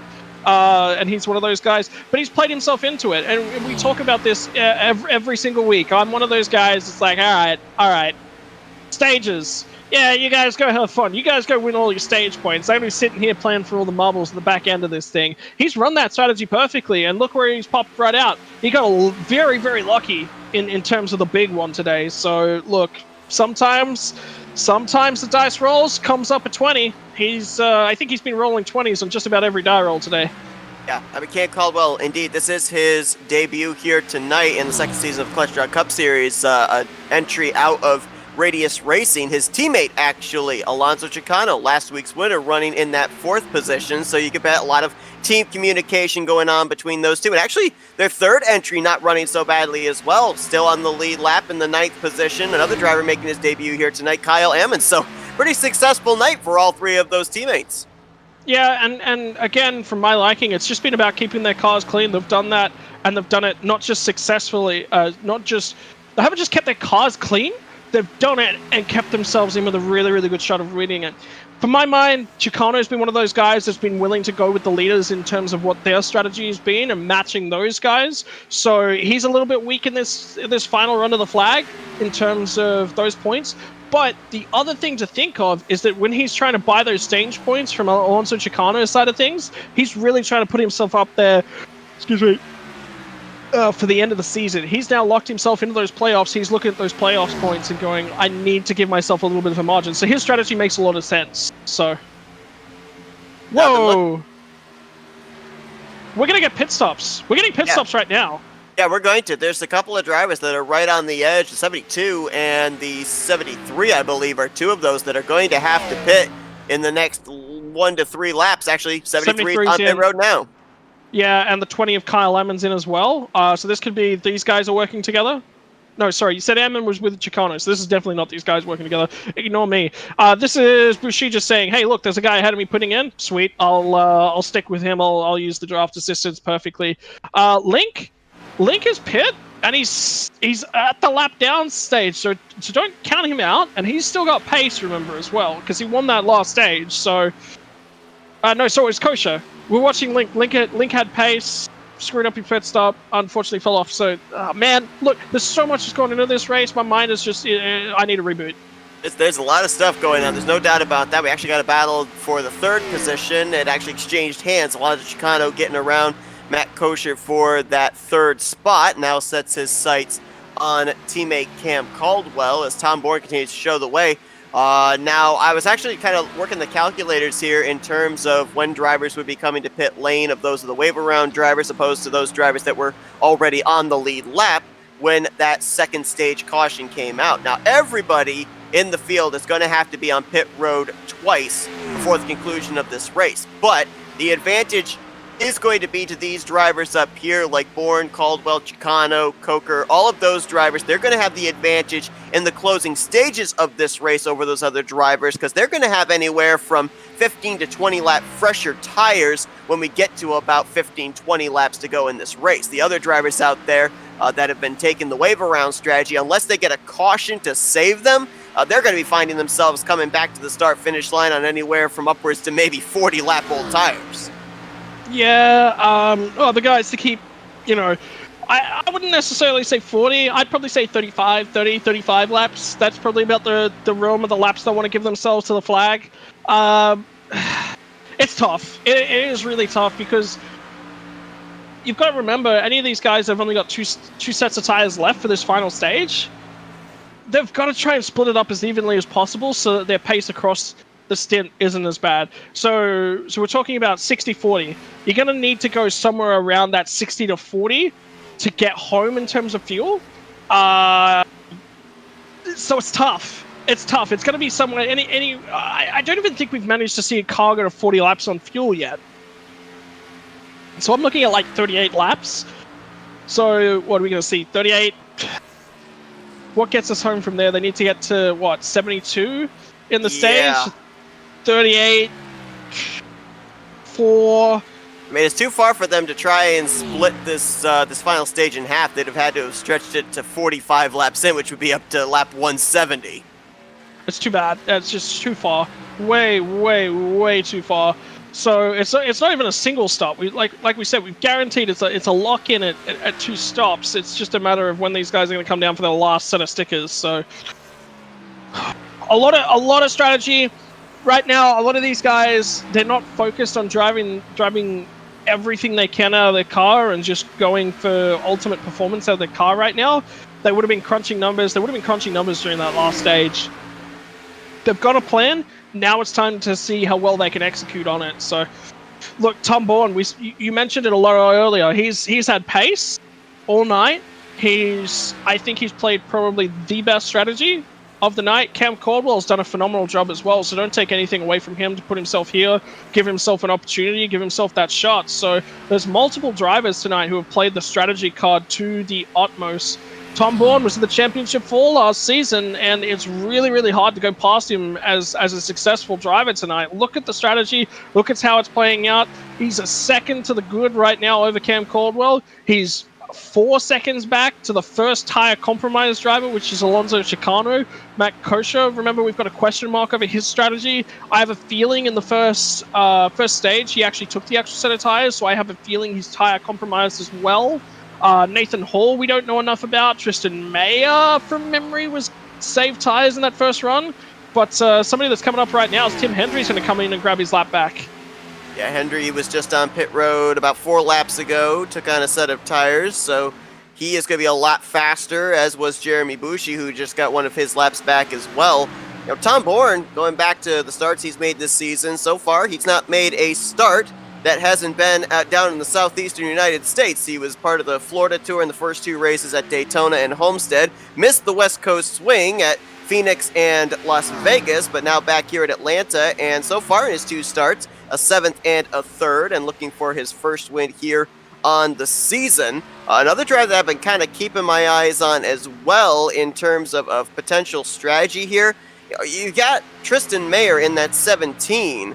When he came down pit road with everybody last time, it was a fuel-only stop. He didn't come down for tires. So there's no doubt in my mind, in the first of the 2 pit stops we're expecting these drivers to come down for, he's going to take on a set of tires. But what about some of these other guys? I mean, do you maybe not take on tires for the first round of pit stops, save that set for that final pit stop, or do you take on another set of tires here on this upcoming pit stop, and then on the final pit stop, just come down for fuel only, try and spend as little time on pit road as possible?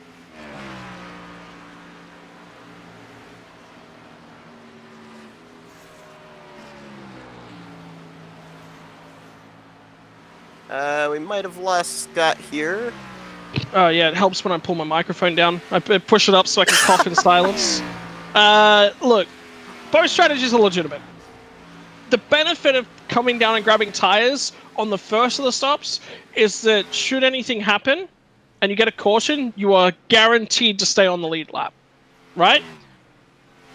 The second strategy of not taking tires early and saving them up and really trying to bank them up and use them at the back end of the race. The caution comes out, you can't pit because you're going to be that lap down unless you can snag that lucky dog somehow.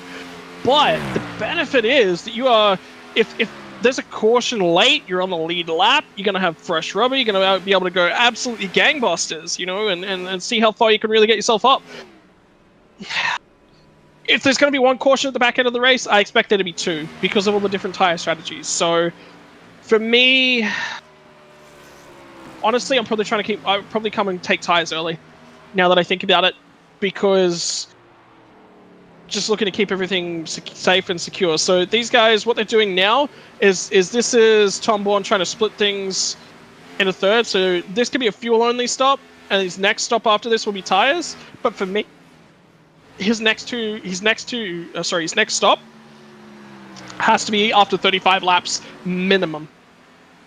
David ran the 24th also on pit road. Now, I do know that Cam Caldwell in the 2 car, he went with the four tire strategy call. He was just on pit road. I'm not certain, just based on the amount of time spent on pit road for the 74 of Matt Coker. I don't know if he took tires on or if he went with the fuel only strategy. He spent about 10.6 seconds in his pit stall. Normally, if you're going with fuel only, you spend only about maybe 7.5 to 9 seconds in pit road. But yeah, all right. So maybe only right side tires potentially for him.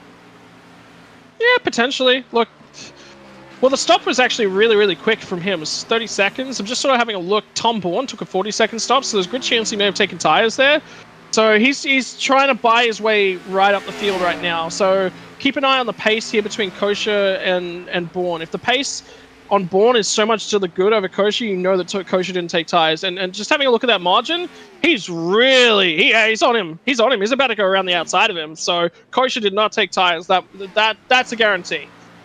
So we're going on with the fuel only strategy there for Matt Coker. So Tom Bourne going to move on by him for 5th place.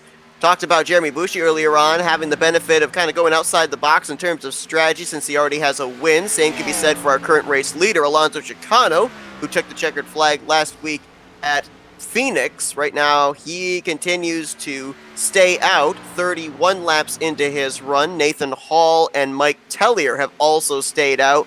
We're waiting for when they're going to be coming to pit road. Nathan Hall and Chicano right now, the only 2 drivers currently scored on the lead lap. Interesting. So Chicano's just about to get blipped, so Bourne is now back on the lead lap, so we're back up to 4 guys on the lead lap. So Chicano's running this thing right out right now. He's got clear track, he's got guys trying to overtake him, which means that they have to slow themselves down to get by him, which means he can run a lot more of his own lines. He's sort of, a little bit freer, he can do what he really, really wants to, and he's going to have a lot of that draft assistance coming by him. So, different options, different ways of taking the pit strategy. Oh, there's a quick stop from Tom Bourne too, and he's right there with Cam Caldwell now. Caldwell actually jumped him in the pit stop because he come down and got those little bit fresher tires a little bit earlier, but that means that Bourne is now going to be much stronger through this section. If I'm in Cam Caldwell's shoes, I want him to get by, and I want him to sit just in front of me, and I want to watch him. I want to just read every single thing that he's doing on his car, in his turns. I also want him to really try and burn his tires up to get by me. Look at that. So Caldwell has to run the middle line, then he comes to the bottom, then he comes back up. So what he's trying to do is really take the air away off the front end of that 54 Tom Bourne machine. Bourne will get to the inside of him here, so I would expect this move to get done in this corner. Caldwell, sit there, save some fuel, buddy. Let's make this last stop as short as it possibly can be. Right now, this is a exchange for the third position, but it will more than likely be an exchange for the race lead momentarily. It's second. Chicano's on pit road. Or blinked. I think he's blinked. He's back. He blinked. He blinked off the telemetry for a brief moment. I didn't know if he was actually going to fall out of the server, or if he would reappear. He does reappear still with the race lead, so a bit of a heart-stopping moment there for the 10 car. Bit of a heart-stopping moment for us as well, because he's been right there in terms of race position all night long. So Chicano, the first couple times I saw him, I wasn't impressed by his driving ability. Nathan Hall now down on pit road as well. But the last couple weeks he's come on, from my liking, he's very, very aggressive, which means that he takes a lot of risks. And I've definitely seen those risks play out negatively, but the last time out, grabbing that win, all of a sudden those risks played out positively. So you roll the dice every time with Chicano, and sometimes you're going to come off... The more times you roll the dice, the more chances you give yourself those dice to come off negative. If you play it safe, you're not throwing the dice, which means you can't lose anything, but the other thing is you can't win anything either. And the 28 of Nathan Hall just completed his service, that 1990 Derek Cope throwback. It's a lot of tire spin out of that car when he was leaving his pit stall, trying to get up through the gears, and now here comes Chicano to pit lane. So this will turn the race lead over to the 54 of Tom Bourne, who enjoys about a 0.7 of a second gap back to Cam Caldwell, and I believe once everything cycles around, there will be 9, maybe 10, 11 drivers on the lead lap. One driver we got to give a little bit of a call out to here, even though he's not going to win tonight, but he's at least picking up some points. He already has a win this season, but Brian Cybery, front end completely gone, rear end completely gone on that 33, but involved in that wreck back in the middle of stage 2, still out there running and has moved his way up to 16th position. This is a driver that, after the wreck took place, if he had brought it to the garage area, probably would have finished back around 23rd, 24th. Yeah, he just grabbed himself 7 spots there, so be all the way up in 16th. Really good job by him. Great. Chicano! He looped it around out of turn 2, trying to come off of pit road. He's going to hit the inside wall with the right front. That is going to take a lot of speed away from Chicano's machine as well. And then he tried to rejoin. There was a bunch of cars just in the background of him as well. So all of a sudden, Chicano's night was running really, really well. Now, And he didn't take tires on that last stop either. Only a 34-second pit lane transit time. They definitely didn't take tires. So he is not going to be having fun. So that could definitely translate to the loss of rear grip coming off that flat, rather slick apron out at turn 2, and we talked about the fact that we've had 4 different winners in the first 4 races. Well, I think with that incident, the odds of us going 5 for 5 just increased dramatically. Who got left? 74's back down pit road. He was on pit lane just about, I think, 20 laps ago. This is too early to be making a scheduled stop. Is it? Yeah. 54 laps to go. Yeah, he'd be splitting this into 3 pit stops now. I don't see anything. I just watched these last 3 laps. I don't see anything. There was no wall contact. It's coming down and taking on tires. That's a strange one. I think he's played the strategy really, really well tonight, so... He came down pit road, I think, around the same time that the 73 did. So he would have been out there for 26 laps. It's still way too early for him to be coming down pit road, that's for sure. He's going to have to make at least 1 more pit stop before the end of this race, unless he's got maybe a reserve tank under that car that we don't know about. He definitely took tires on that stop too. So I was watching the stop. The car went up on the jacks. Whether it was right side tires only, might have been, because the stop wasn't a long one. So he's gonna have pace here. I think he's trying to buy himself back onto the lead lap, because right now he's 1 lap down. but he's only 1 lap down because he pit. So again, question mark, question mark, question mark. He is tire limited. That will be his last set of sticker tires. So he's gonna have no choice but to go with fuel only when he makes his final pit stop of the day. This drops him outside of the top 5 and back to the 11th position. It moves up inside the top 5. I mean, look at this top 5. This is entirely different in the terms of the order of what they were running in the midway portion of this race. You got Tom Bourne out in front, Cam Caldwell in second, and the 2 drivers that played way outside of the box strategy back between the first and second stages. Tristan Mayer in third and David Durand, our pole sitter, in the 4th position.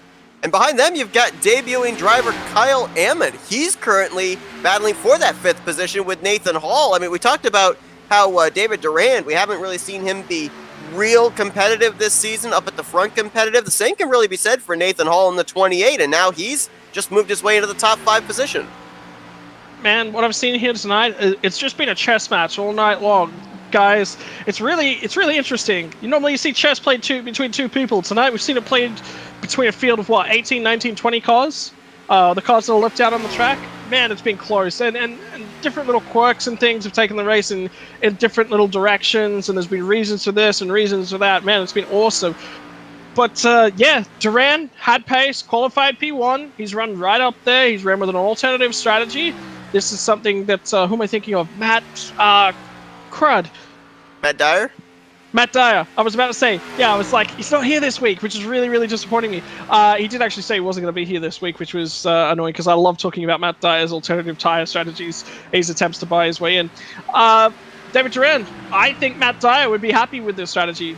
So he's done a great job. He put a lot of cars a lap down. In fact, he may have caused a lot of those cars to be wrecked out of this race by putting them a lap down, by taking that alternative strategy. But he's also done a really good job of looking after his tires. His pace in the long run has been good, and this is something we haven't seen from him so far this season. So look, what a drive from him. You take a P4 out of this. I think that's actually the best finish he's had this so far season, if he was to finish where he is right now. And what a good drive by him to do so. But I can tell you for a fact, Nathan Hall's got some freshies on behind him. He's coming for him. And David Durand, so far this season, 2 top 10s. Best finish has been 6, still searching for his first top 5. And Nathan Hall actually is searching for his first top 10 of the season. Right now, he might get that and a top 5 to boot if he's able to continue to run where he currently is at. And it looks like Brian Cybery, he got up to 16th, pretty much figured that's the highest up he was going to finish. He gained all the spots he possibly could. He's now brought that car back into the garage area, so it's going to leave us with 15 cars still running. Right now, 7 on the lead lap because the 20 of Kyle Ammon is now down pit road. Yeah, I did just hear that in the background as well, and that's something else I was going to say about Cybery. Was this is as high up as he can get. He's got to P16. He ran a few more laps so that the guys behind him would have a long way to go if they do decide to get back out there. Might actually, Dylan Stipe is still in the server because he's adminning tonight. If his car is able to run, that might encourage him to get back out on the racing surface. He's got 27 laps to run to catch up to Cybery, and we're at lap 171 right now, so he's got 44 laps. So if his car's repaired, get back out there. There's an option.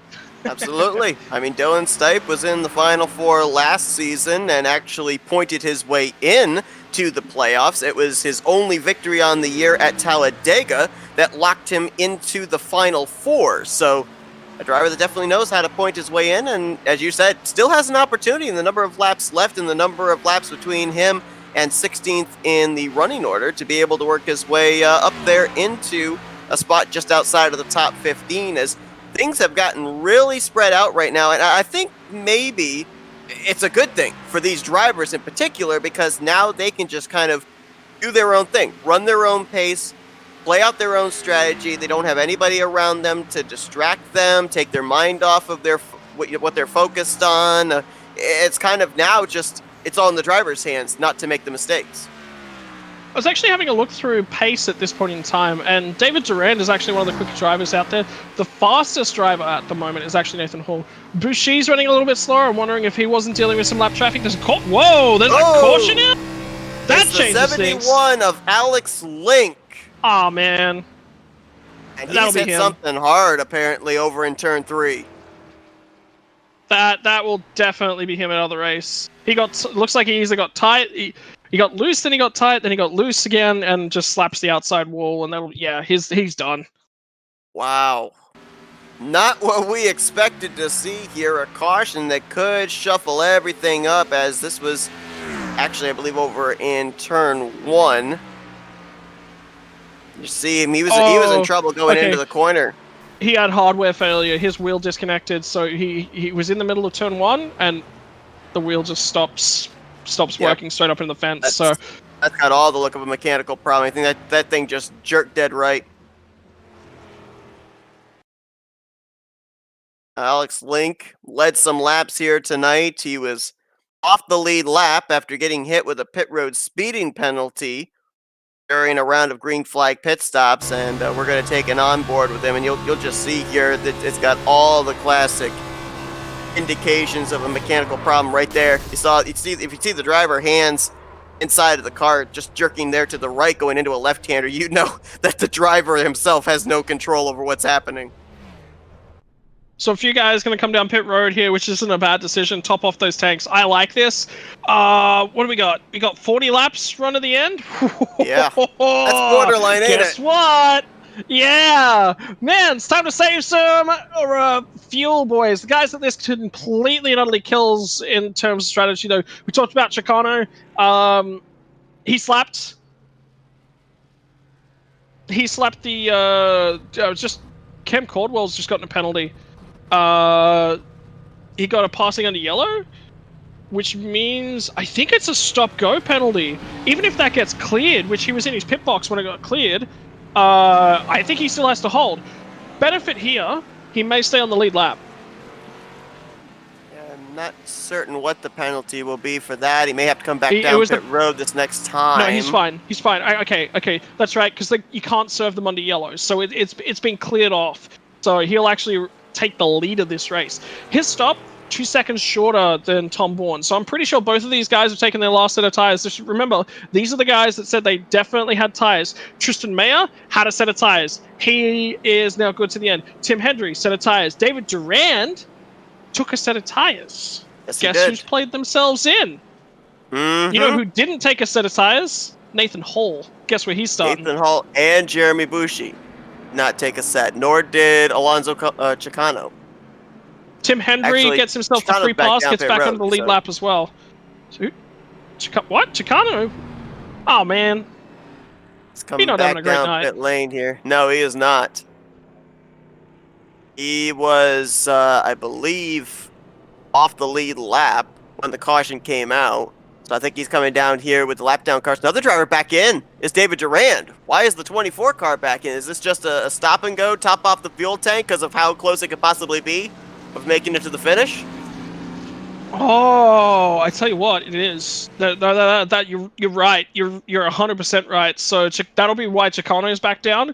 If Chicano doesn't run out of fuel, he's going to buy himself a whole bunch of places here. So that's actually smart from him, and smart from a few drivers. So there'll still be some clutching that they'll need to do, but it's a lot easier to make it. But you've also got to remember where are these guys sitting in the running order. Durand, I think, was P4 at the time, so he was on the outside of the front row.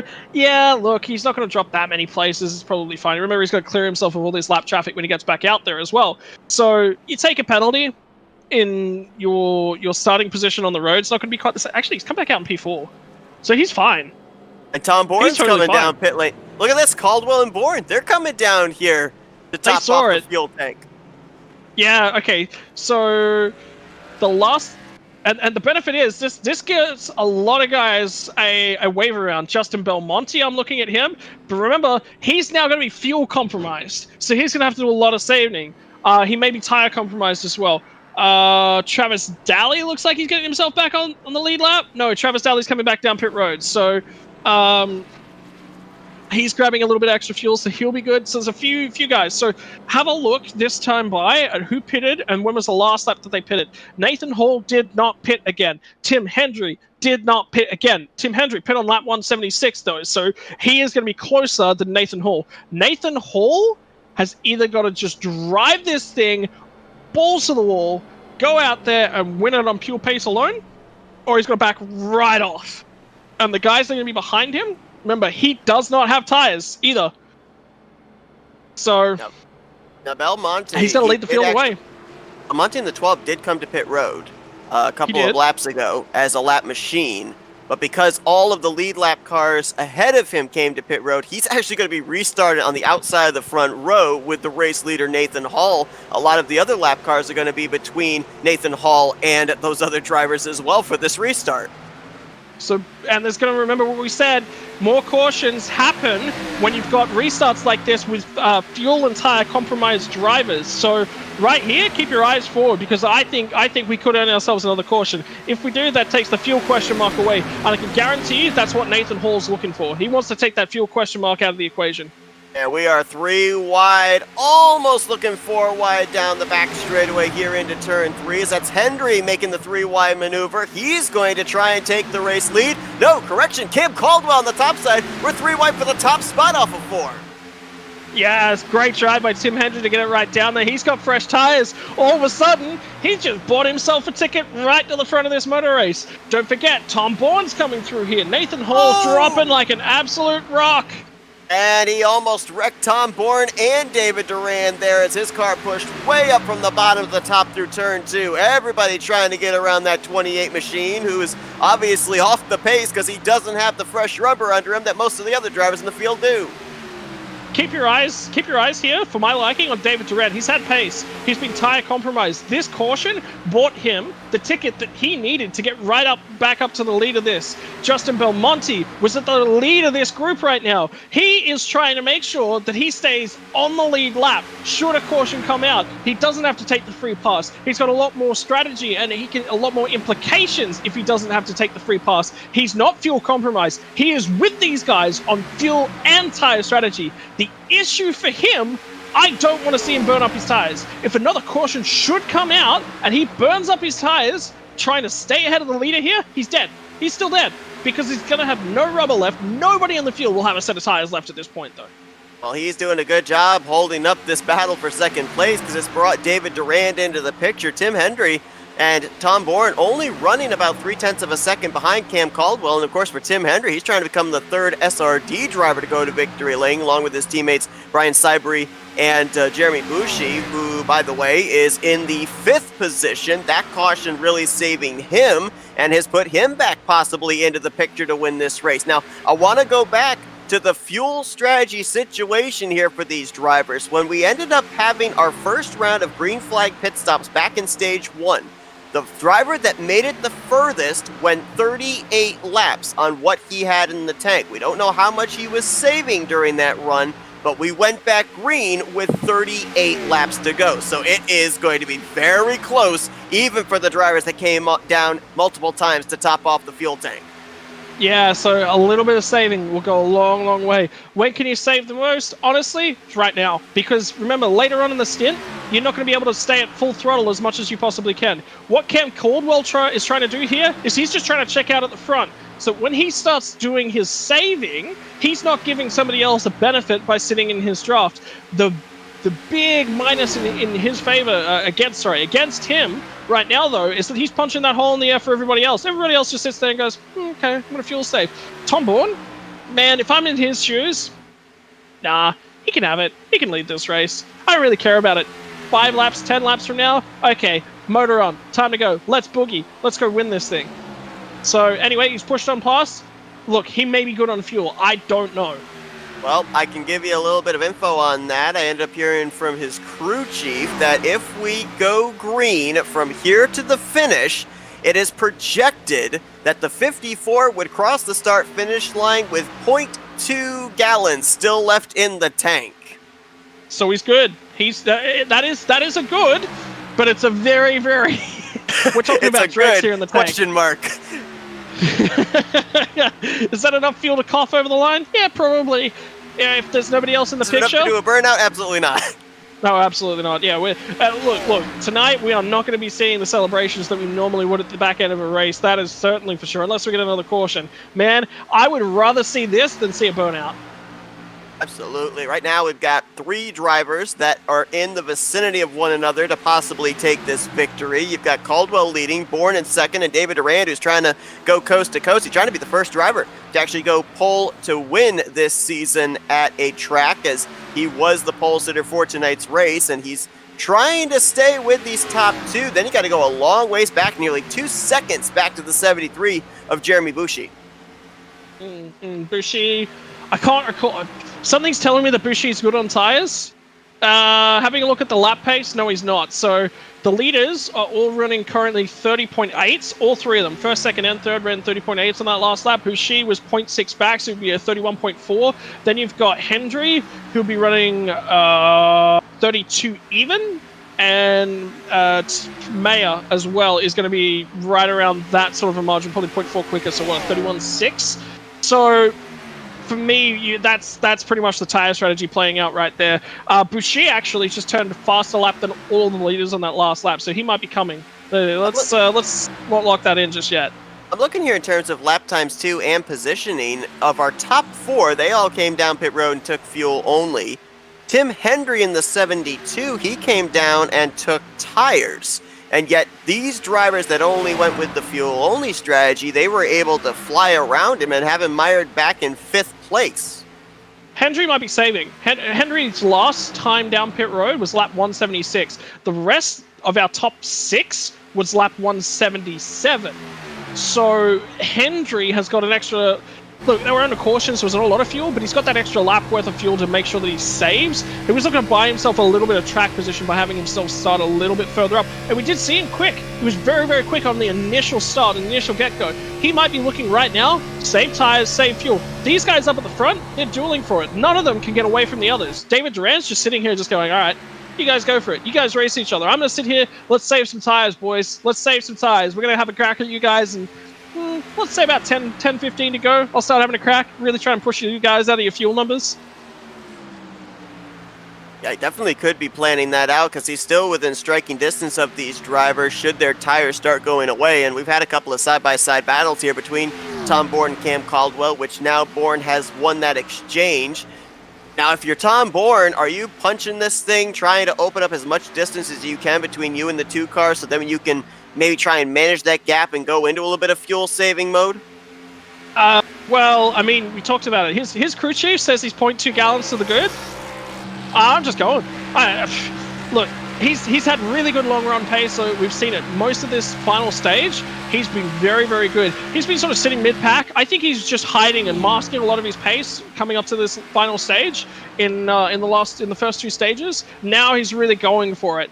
If he's good on fuel, no saving. I think he's good enough on his tires as well. We haven't seen a massive fall off. Caldwell has been in and around the same sort of section of the racetrack. So if anything, if any of these drivers know the others, as best as they possibly can, it'll be Bourne and Caldwell will know each other. Durand, remember, has been on that alternative tire strategy. So nobody in this grouping knows what Durand's long run pace is like. We don't know what Durand's long run pace is like. Boucher is starting to really turn it up and drive back into the equation here. So keep your eyes on the 73. Remember, he has had a tough week here in Road to Pro. He had it made, ruined by a lap car. Look, that's racing. You take it, you take your breaks, you take your bad beats, you do what you can. But I tell you what, if there is anyone who wants to take victory, taste success tonight, it is that 73 of Boucher. And he is flying right now. He has run anywhere from 1/10 to 2/10 faster than the other 3 drivers ahead of him. So there is no way he is in fuel save mode at this current point in time. He's about to close up onto the back bumper of the 24 of David Durand in a battle for the 3rd position. And this is a driver that, when we went back green, he was as far back as 3 seconds behind the race leader. He is now only running 1.4 seconds behind Tom Bourne. So he is picking him up and putting him down. He's still got a lot of laps to work with. Now, speaking of a lot of laps to work with, you think the drivers listen to our broadcast? Because you were talking about Dylan Stipe. We could get that car back out there. He could pick up some points. Well, he got that car back out there. He's up to the 18th position, and he's only about 19 laps away from moving by Nick King and Brian Sybry up to 16th place. He was on pit road for 1 hour and 10 minutes getting that car repaired, but it's back out there off the pace, but with a chance of finishing up there inside of the top 17. Yeah, I literally just said to him, I just sent him a message in race and just said, hey, you're cheeky. You're listening. That is a cheeky strategy. He was listening to the broadcast. Cybery did it. Cybery obviously had enough. He had his done, did exactly what he needed to do. Those of you who are just tuning in, I'm just having a quick look at our numbers over on YouTube. We've got about 17, which I think is the largest that we've had all broadcast long right now. A fair few of you guys were watching right at the start. Stage 2, just after Stage 2 got underway, we had a whole mix of different tire strategies on a restart. Big wreck. Big wreck. We had a car loose coming off of 3 and 4, down low, mixing of tire strategies in the middle, and unfortunately they were about 3 to 4 wide. Cars just got into each other. Look, it was just a worst kind of case situation. Pretty much everyone wiped out 10 cars from our field. They're all multiple laps down. One of those cars was Dylan Stipe. Another one of those cars was Brian Cybery. Cybery, as soon as his car was good to go, straight back out on the racetrack, turned about another 20, 30, 40 laps, just basically put himself clear of all the other drivers that couldn't continue, and then brought it down pit road, logged out. He was done for the evening. One of the server admins, Dylan Stipe, was listening into the broadcast because we talked about it. He's back out there on the racing circuit. That's what that one's about. Cybery locked into the playoffs. Stipe hasn't had a win yet, so he's not locked in. So points for him. We talked about it. Played his way in with the point strategy last time around. I can guarantee who's listening to those wide words talking about points. I think you're absolutely right, as we got this battle for third place brewing, and we're about 17 laps away. Can't let this broadcast go without giving a happy birthday shout out here tonight to Scott Rankin, as he celebrated his birthday yesterday for him, but today for us. So happy birthday there, Scott. You didn't have to do that. Look, if you want to get me a gift, you get me the end of this race, man, because I tell you what, look at these guys. Just stick around, 16 laps. Yeah, Blaine Woodruff is down on the inside of Jeremy Boucher right now. Have a look at the 12 cars just in there. Is Belmonte? Belmonte's not on the lead lap. No, he's not. No, Belmonte's not on the lead lap. Oh, I tell you what, Boucher nearly really got into the rear end there of David Durand. He was just carrying so much more speed. Boucher, I think, has got the best tires of this entire lead bunch. I would keep your eyes on Boucher. I think he's going to the lead of this thing. Look how tight these guys are. You can throw, it's like, what, 30 feet? We've got all the top 4 cars in the 30 feet. Top 5 cars in the first 30 feet of this racetrack? Be the top 4, because Belmonte right now is actually a lap down, 7th place, so the top 10 streak, at least for him, looks like it will continue, even though he is going to finish the first car 1 lap down, unless we end up having some caution come out between now and the end of this race. And look at the battle that's going on right now between Tom Bourne and Cam Caldwell. The two of them kind of settled it out, but now they're realizing exactly what you were just pointing out. That 73 is coming, and the two of them are trying to figure out who's going to be the one that's going to have to try and hold that 73 car off for the race lead, potentially the race win. Yeah, they've got to go, and if they're going to go, they have to go right now. They wait another 5 laps, it's too late. Boucher's going to be right there on them. And the best part is, the sooner that Boucher catches these guys, the sooner Boucher works these guys out, the sooner he picks where he wants to go on by them. Don't forget, you've got the 77 of Blaine Woodruff in the mix here. For my liking, sorry David, you've done a really good race tonight, man, but I think he's out of the picture right now. Unless he's fuel saving to make sure that he gets home, he's got to play himself back and have another go at these guys, maybe burn off a little bit of that tire temperature, cool those tires down a little bit by doing a little bit of fuel saving. But have a look at this pack. We've got 2 lap cars. There's 6 cars here that are all fighting, right? 2 lap cars, 77 of Blaine Woodruff and the 12 car of Justin Belmonte. So write those 2 guys out. So the first 3 cars, the 54, the 2, the 73, they are 1, 2, 3 on the racetrack. Then you've got the 77, who's playing Woodruff and P14, and then you've got the 24, which is David Durand, and then after that you've got the 12, which is Justin Belmonte. So that's how that all works out. Check this out. We're going 3 wide. Are we? I didn't know if that 73 was going to make it stick. He's trying to get to the inside. Tom Bourne gets a little loose there, and now it's going to be a blockade in front of him with Caldwell moving up in front of him. Tom Bourne taking that outside line away, and Boucher wants to go. He wants the inside line. Caldwell's not going to let him have it. Matter of fact, I think that air bubble between the back bumper of the 2 and the front bumper of the 73 just propelled Caldwell to the lead. Yeah, and I think actually that's the best possible thing that can happen for Boucher, because what he's done is he's opened himself up a route to get around Bourne nice and early. So now he's ticked that works off. That one's in the rearview mirror.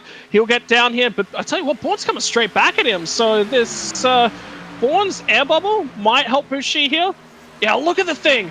Look at that thing. Boucher's got so much pace on corner entry. I think from my liking, Cam Caldwell, he's got what? He's got 10 laps to defend this thing. He's going to have to defend that bottom line. That seems to be where Bushi is really, really strong right now, is that corner entry, that bottom line. We'll see if he can make a run around him on the top line. He's closing. He's closing. He's on it. That was contact. That was contact for sure. Wow. Checking up there was the 73 as he nearly might have hooked the 2-car around, depending on if that was a level bump or not. Now he's got Tom Bourne behind him, and I'm looking here at the 77 of Blaine Woodruff, and I know maybe this might not be a popular... Exactly, that's what I'm thinking. I'm thinking back out of this. I mean, he currently is running 6 laps down. He's not going to be winning this race. Let these 3 mix it up. The only teammate he's got up here is the 24, as there was more contact again there between Caldwell and Bushi for the top position. I just don't understand why the 77 is up here racing with these top 3. Last thing you want is, as a lap machine, to be an X factor, taking one of these drivers out of the win. Yeah, well, you talked about it. He's got the 24. Well, yeah, actually, you know what? Stay in this, Blaine. If he's working with the 24, what he really wants to do right now is get around these guys, get in front of Caldwell and slow Caldwell right down. Check him up so that he's having to drive every single corner side by side with the 73. Now, Bourne gets the run. 70's actually got really good pace here. So this is actually really good. And you mentioned it. He's working with his teammate. Look at the closing margin. Duran is now back into this picture. He's only 0.3 off the back end of Tom Bourne. Now, let's see if he can get to the inside. He's going to do it. He's going. He's got the lead. Cam Caldwell tried to throw the block, but might have made it a half second too late. Bushi's going to take the top spot, but look at Caldwell. He's going to drive it down to the inside, try a crossover into turn 1. Left the door open, did Bushi. Yeah, but Bushi's got all of this entry pace, and Caldwell does not look like he's strong on entry. Have a look at the way the Bourne drove around at the outside of him. It was all on corner entry, was where he made all of that pace up. Now Caldwell's going to have to drop in behind. Caldwell has driven the most laps side by side out of this group over the last 15, 20 laps. Remember, he was fighting with Tom Bourne. Remember then, after that, he drove a fair few laps side by side with Bushi, and with Bushi right on his rear end bumper. So I think Caldwell's burned his tires up. Now let's remind everybody, this great battle that's going on for the top position also has a big question mark as far as fuel. We heard that these drivers might have decimals of fuel left in their tanks when they get back to the start-finish line. But when you consider the fact the 54 took a little bit of time out in front, the 2-car took a little bit of time out in front, and now the 73 is going to be out in front there in clean air. I mean, you got to wonder just how much more fuel are they using up? Yeah, well, you know who hasn't spent time out in front of this group? 24 car. Yeah. Yeah, now he's right there. We talked about it. Bourne's engineer said to us, 0.2 gallons to get back across that start-finish line. He spent a lot of time now sitting in these drafts. All of a sudden, his tires have come back to him. He had a battle. He let the tires cool off a little bit, and then he had another go at it. So tire heat is such a big factor right now.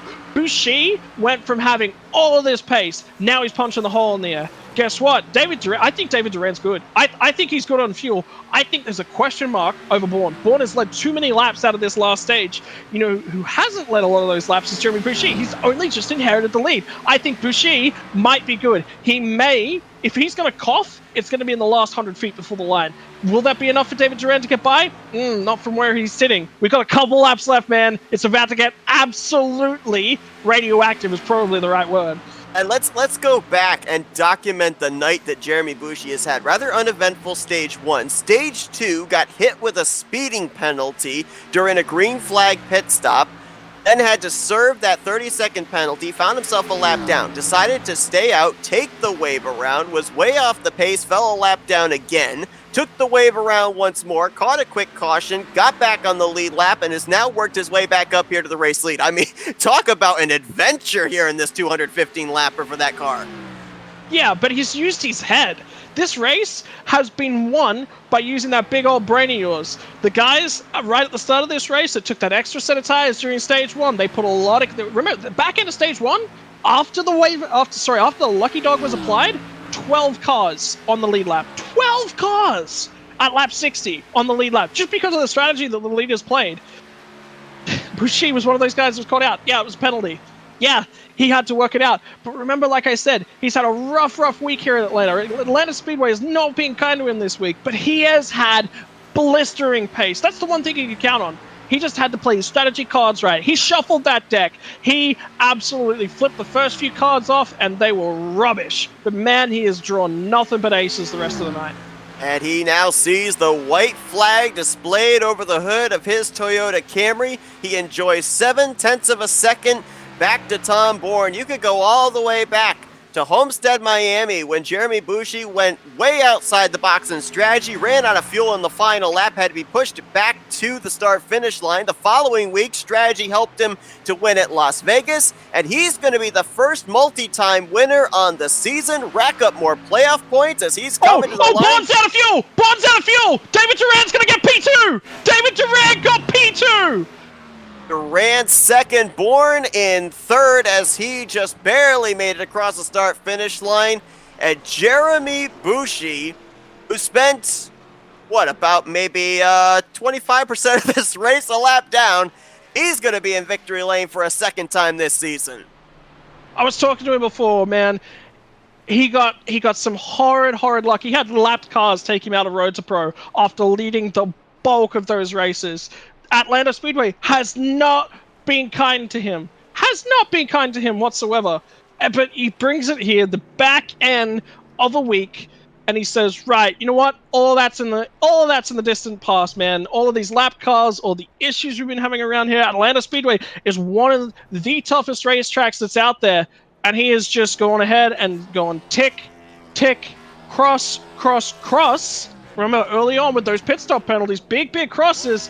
I said right at the top of the broadcast, man, if I was going to pick anyone to win tonight, probably Bushi. Who else did I say? I said somebody else. But Bushi was probably the one that I really wanted to see win. I think it might have been Justin Belmonte. Unfortunately, Belmonte had one of those nights as well where everything's just been... He's going to leave Atlanta Motor Speedway feeling ripped off. Is probably the polite way of saying that. But man, what a race from Bushi. He just... From my mind, he had pace all night. He just didn't have the track position to display it. So for him to come out at the end, when he finally was up there with the leaders, he had enough fuel to do a little bit of a burnout. He was about the only car in the lead group that was good. Yeah, absolutely. And, it's a good thing we're not in Las Vegas because I would have been a terrible odds maker. I said that it looked like the odds were we were going to have another first-time winner here tonight. It was looking like for the most part, the Team SRD cars were pretty much out of it. But Jeremy Bushi marches his way up through the field to pick up this victory. And his teammate, Tim Hendry, with a solid outing here tonight. I think that's Hendry's best finish of the year. He's going to finish in fourth. And, you talk about Tom Bourne, the heartbreak run out of fuel there coming to start-finish lane. But a solid outing here tonight for David Durant. Was looking for his first top 5 on the year. Qualified on the pole. Led a good portion of the first stage. Brings it home second place here tonight. That's probably got to feel like a win for that 24 team. Yeah, they made some really weird calls with their strategy, but look, they were going after a couple of specific things, and that was turning a lot of cars off of that lead lap. And I think it worked really in their hand. And one of the best times to be right up at the front is when you've got multiple cars on different tire strategies. And when that big one happened, they were right there at the front. That meant, unfortunately, Stipe got involved with it. That's disappointing for Stipe. And he's got himself out there. He's going to finish ahead of Cybery. Guess what? One lap ahead of Cybery. So he was barely listening to us. He was 100% listening to us. Picking up those points was Dylan Stipe. And how about tonight's race? We talked about how that big wreck was going to really turn this race on its head. 6 of our top 10 get their best finish of the season so far. And the streak of top 10s continues for Justin Belmonte as he'll finish in the 7th position. And then you go down further in the results and you start to see the drivers that hit the hard luck here tonight. Alonso Chicano could have very well been another driver that could have been looking for a second win on the season, had that miscue coming off of pit road. Mike Tellier was involved in that big wreck, but he soldiered on with a damaged machine to finish in 12th place. And Alex Link got bit with a speeding penalty, and then he had that mechanical problem over in turn 1, finishes in the 15th position. I mean, it's a lot of drivers down here that we could have easily circled as contenders to win here tonight, and that big wreck back in the second stage completely changed everything. Yeah, didn't it? Oh, 100%. Took out a lot of the heavy runners. I cast my mind back to Charlotte at the back end of last season. The big one happened on lap 1, and it took out 2 of our championship, our final 4 contenders. And they happened to be teammates, and they collided with a third teammate of theirs that wasn't even in the championship standings, but qualified his way all the way up on the front row of the grid. So look, a lot of these drivers will be leaving Atlanta Motor Speedway in much the same fashion as I left it during my official races, and everyone but Bushi left it out of this week's official races. It's been a hard motor circuit. It has been grueling. It has been very, what's the word? Very bitter. Bushi is going to be bittersweet, man. Just to walk away at the end of the week with a win from here. But everyone else is. There's not a lot you can take away from it. Cam Caldwell, man, what a drive from him. Just very, very quiet night. And then all of a sudden stuck his car right up there and drove multiple laps side by side with a lot of the guys up there, burned off his tires. And unfortunately, look, when you're pushing for a victory, you got to choose your battles sometimes. He didn't choose his battles in the best possible format he could have done, but I think he had to fight both Tom Bourne. He definitely had to go when he did. Tom Bourne fought him a little bit harder than I think he would have liked. And then that meant that when Bushi finally got there, that he just didn't have what he needed to defend as well as he did. And then it was just all gone and all downhill from there on after. What a run from Tim Hendry, who spent a lot of this race one lap down. You know, really good job from him, put himself back up there. Strategy finishes only 4.5 seconds off the lead, gets to be there, gets to help celebrate with his teammate. I was actually watching the burnout that come through from Jeremy Bushi. He was doing a burnout with the thing chugging. That's how close he was on fuel. So he would have clutched that victory lap, that serenade lap after passing this finish line, and then chugged it trying to spin up those tires. So look, there was a lot of question marks when that final caution came out, but boy, I think it created probably what's been the best race of the season so far.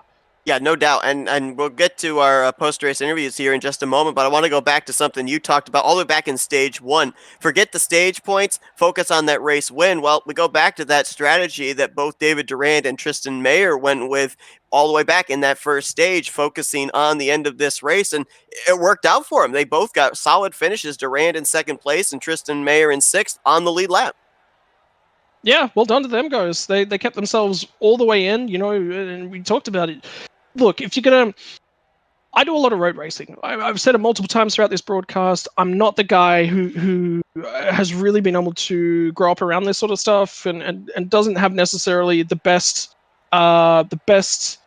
understanding of strategy and best ways to keep yourself on the road, look after the cars, what you're trying to do with the cars. What I do understand is endurance racing. That is my forte on the road circuit. And whenever I look at endurance races, the thing that I look at most importantly is you have to buy your ticket to that last quarter of the race, last 10% of the race, even if it is. The rest of the race is just about building up, saving up enough money to make sure that you've got, when the collector comes out and he says, man, have you got enough money to pay for your ticket? You hand him over all the cash that you need to, you're there, and you can race for that race win. A lot of these guys tonight did not attempt to bank off the money that they needed to get to the end of the race. And you can see that in their results and where they're sitting on the standings. And for my liking, what that means is a lot of these drivers need to walk away. They need to consider themselves and what they've done and go, right, okay, I need to look at the way that I'm driving. I need to look at the way that I'm driving around a lot of these guys. Do I now, for the next week out, do we see a very passive first two stages? Potentially. But what that means is that third stage is going to be absolutely explosive, filled with action, and guys that are going, right, it's boogie time. Let's go racing, boys. Who knows? Who knows? Like I said, the best drivers look at that performance tonight, and even though they were wrecked out, they go, what did I improve on? What did I do well? What am I trying to learn out of all of this? And if every single one of the drivers in the field does that tonight, I know for a fact there'll be drivers out there who don't do that because they'll walk away, they'll go, I'm disgusted with that performance, I'm disgusted with that effort, I'm not happy with that. But if you do not do that, you are not giving yourself the opportunity to continue to grow, continue to improve as a driver, and fight for a championship. Maybe not this season, maybe next season, maybe 2 seasons after that. So... Well, I was very quick to answer no to your question about will we see a more conservative stage 1 and 2 next week, because the answer is no. We're going to Bristol Dirt. I don't see how you can be conservative there, but nonetheless, let's see if we can get some of our top 3 finishers here tonight. Let's kick things off with the driver of the 54, Tom Bourne. Hey, Tom, it's Scott and Seth up here in the FRM booth. You got us? Yeah, I got you guys. Well, man, I was in communication with your crew chief, and he was saying this 54, when he crossed our finish line, projected to be about 0.2 to the good. I messaged him back. I said, you meant minus 0.2 to the good, right? Because we saw you run out of fuel there on the front straight. But, man, your car was strong all night long. But we saw that 73 was coming. What was there that you were lacking on that final run that he was able to find, do you think? Draft. I was talking to him, just before, and he said that he was able to just stay in a pocket, but behind the three of us, being David, the two, and myself, and that ultimately, saved the fuel that he needed. The car was strong all night. We brought a car from last season here, surprisingly, that I didn't do well in. I was going to make the joke that I brought the Pocono car here. I heard that little comment that you said about Atlanta being a triangle, but it's close. I don't know about that. No, you guys are both wrong. It is not a triangle. I'm done. I'm done. Get out of here. I'm done. Listen, Scott, I don't think it's a triangle either. But anyway, no, the car was strong. Honestly, I didn't know what the car was going to do. I put one lap down in practice on the race run, and I'm like, okay, that feels good. And qualifying was a shot in the dark. And qualifying wasn't the best, obviously. I think I started 10th, and it was just, all right, we'll see what happens. First run was good, and yeah, it was just managing stuff after that.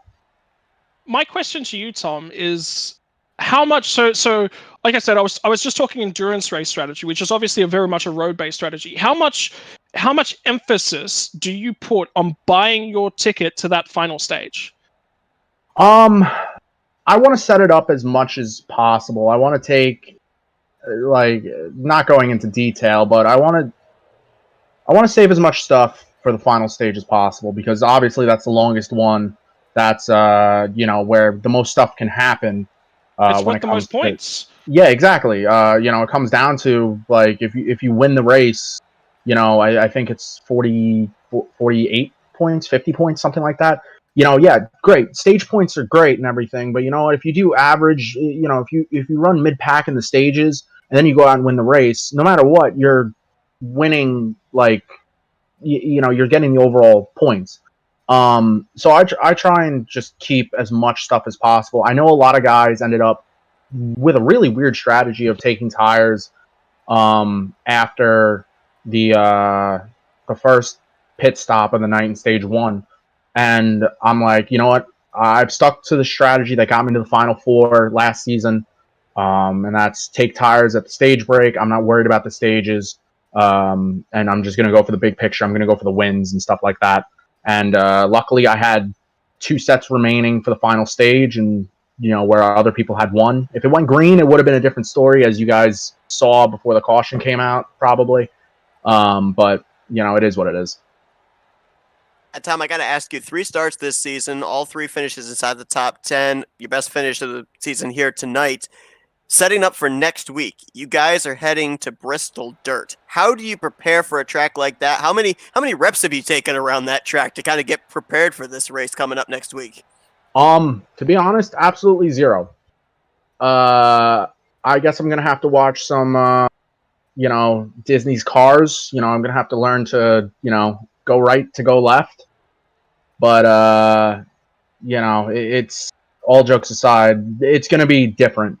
I've never even tested, the stock cars at Eldora or something like that. I know I've done the trucks at Eldora before, and that was not something to be proud of. But, we'll see. I think it's going to be a lot of fun racing, and it's going to be something to look forward to. I don't see myself being up front, and I think that's where my top 10 streak will end. But, we'll see. Well, Tom, congratulations on a solid outing here tonight. Kept that 54 up inside the top 3 pretty much the entirety of the evening from start to finish. You bring it home with a podium run. We're going to give the opportunity now for some thank you sponsors and shout-outs. Yeah, I just want to thank you guys for putting on an amazing broadcast, again, every single week. The Luminary team and the rest of the league can't thank you guys enough. Player One Coffee on the car this coming on board this season. Great for them to get some TV time, and can't forget about G Fuel Fire News. My best friend Sydney, she's always watching, biggest fan, and the Luminary guys always putting together fast cars, fast setups, and basically we'll go out and see what we can do next week. That's Tom Bourne. He brings the 54 home third place here tonight at Atlanta. Once again, congratulations. Best of luck to you next week at Bristol Dirt. Thanks, guys. I'm going to need it. And let's get our pole sitter, stage 1 winner, and second place finisher here tonight, David Durand. Hey, David, it's Scott and Seth up here in the FRM booth. You got us? I got you guys. Man, we talked to you back in stage 1, kind of got into your brain about your strategy for the remainder of the race. You bring it home P2 here tonight. Best finish of the season by far, best performance of the season. How does it feel to be able to take a race like this, be able to build off of it for the remainder of the season?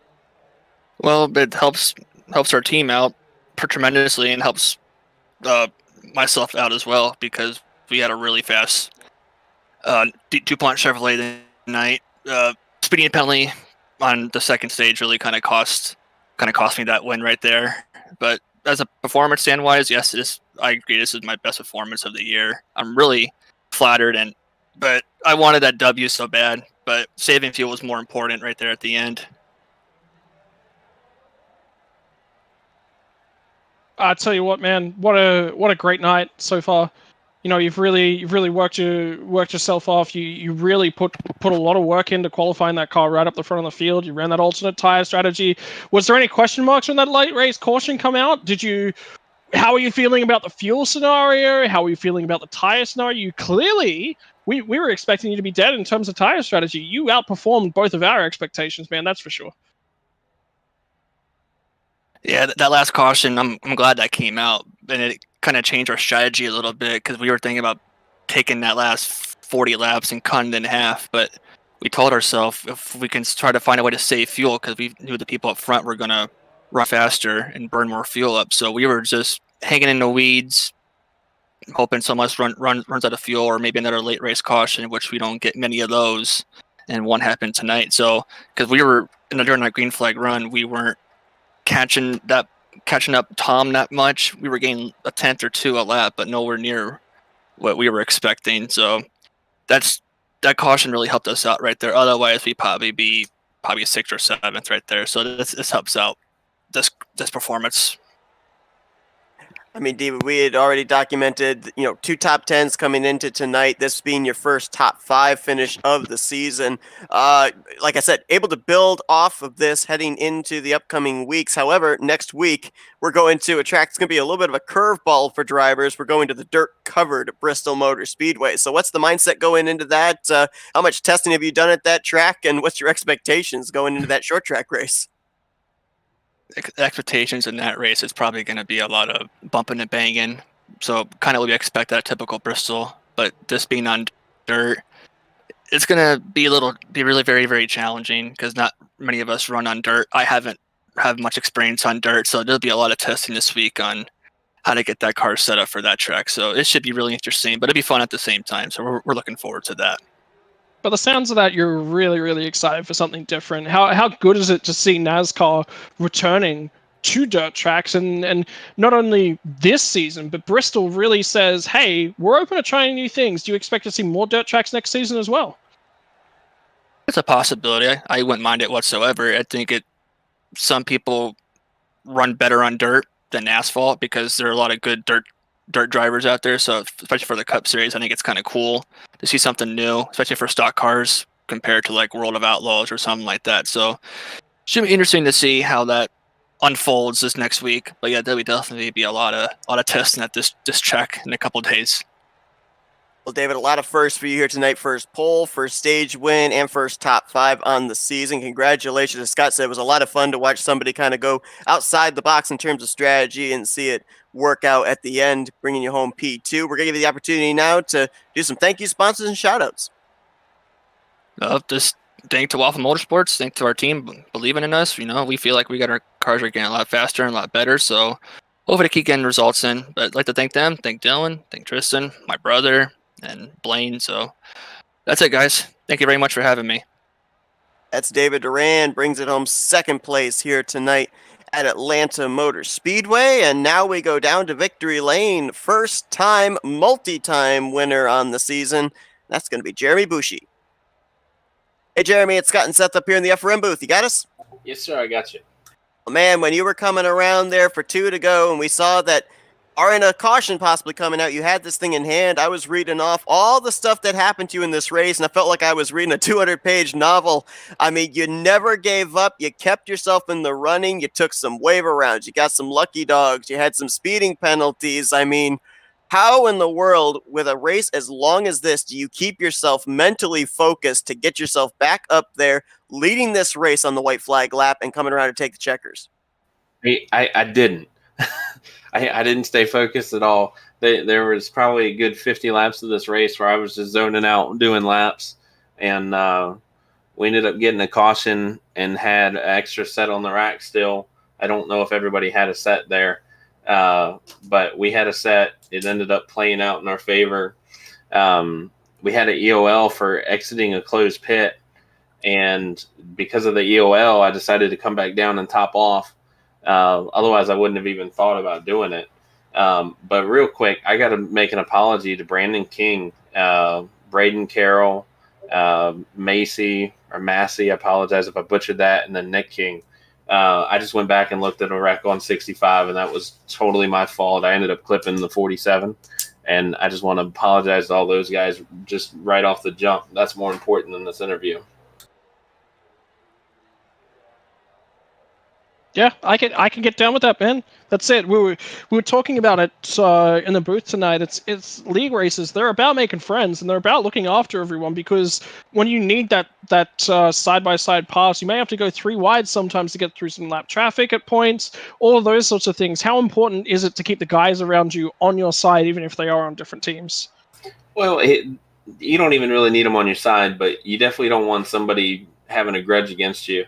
And hating you and you not knowing it. That would just make it even harder to get by them, especially like here. It's hard enough to pass. I think me and the two had a 15-lap battle in the first stage where we just could not get away from each other. I couldn't pass him and he couldn't pull away, and it was just frustrating. So if you have somebody that has a grudge against you, it just makes that even harder. All right, so Jeremy, we knew that coming into tonight's race, you along with 4 other drivers know that you're locked into the playoffs. Now you've racked up more playoff points with your second win. Next week, wild card race, Bristol Dirt. What's your thoughts and preparations for that? So I build cars for dirt, build cars for oval. I understand the cup car is pretty good.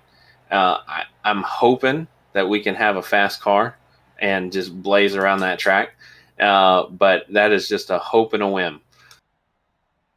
Are you currently from a lot of the drivers I've talked to about Bristol Dirt, it's been a lot of discussions that it's not really all that hard to drive. The car still feels really hooked up. The whatever the downforce package is doing, it's making the car drive not too different than it normally would on other tracks. Does that make you feel better or worse about your chances? Much better, because the way you can manipulate the aero package on these cars, you could really benefit yourself on dirt, especially if you can manipulate it in the right way. But we got a lot of testing to do to figure out what the right way is. It's going to take a lot of hours to figure that out. Well, Jeremy, congratulations on the victory here tonight. You're second of the season. You become the first multi-time winner on the season as well. Pretty cool to see that 73 do some more burnouts after what's been a wild race here tonight at Atlanta. And now we're going to give you the opportunity down there in Victory Lane to do some thank you sponsors and shout-outs.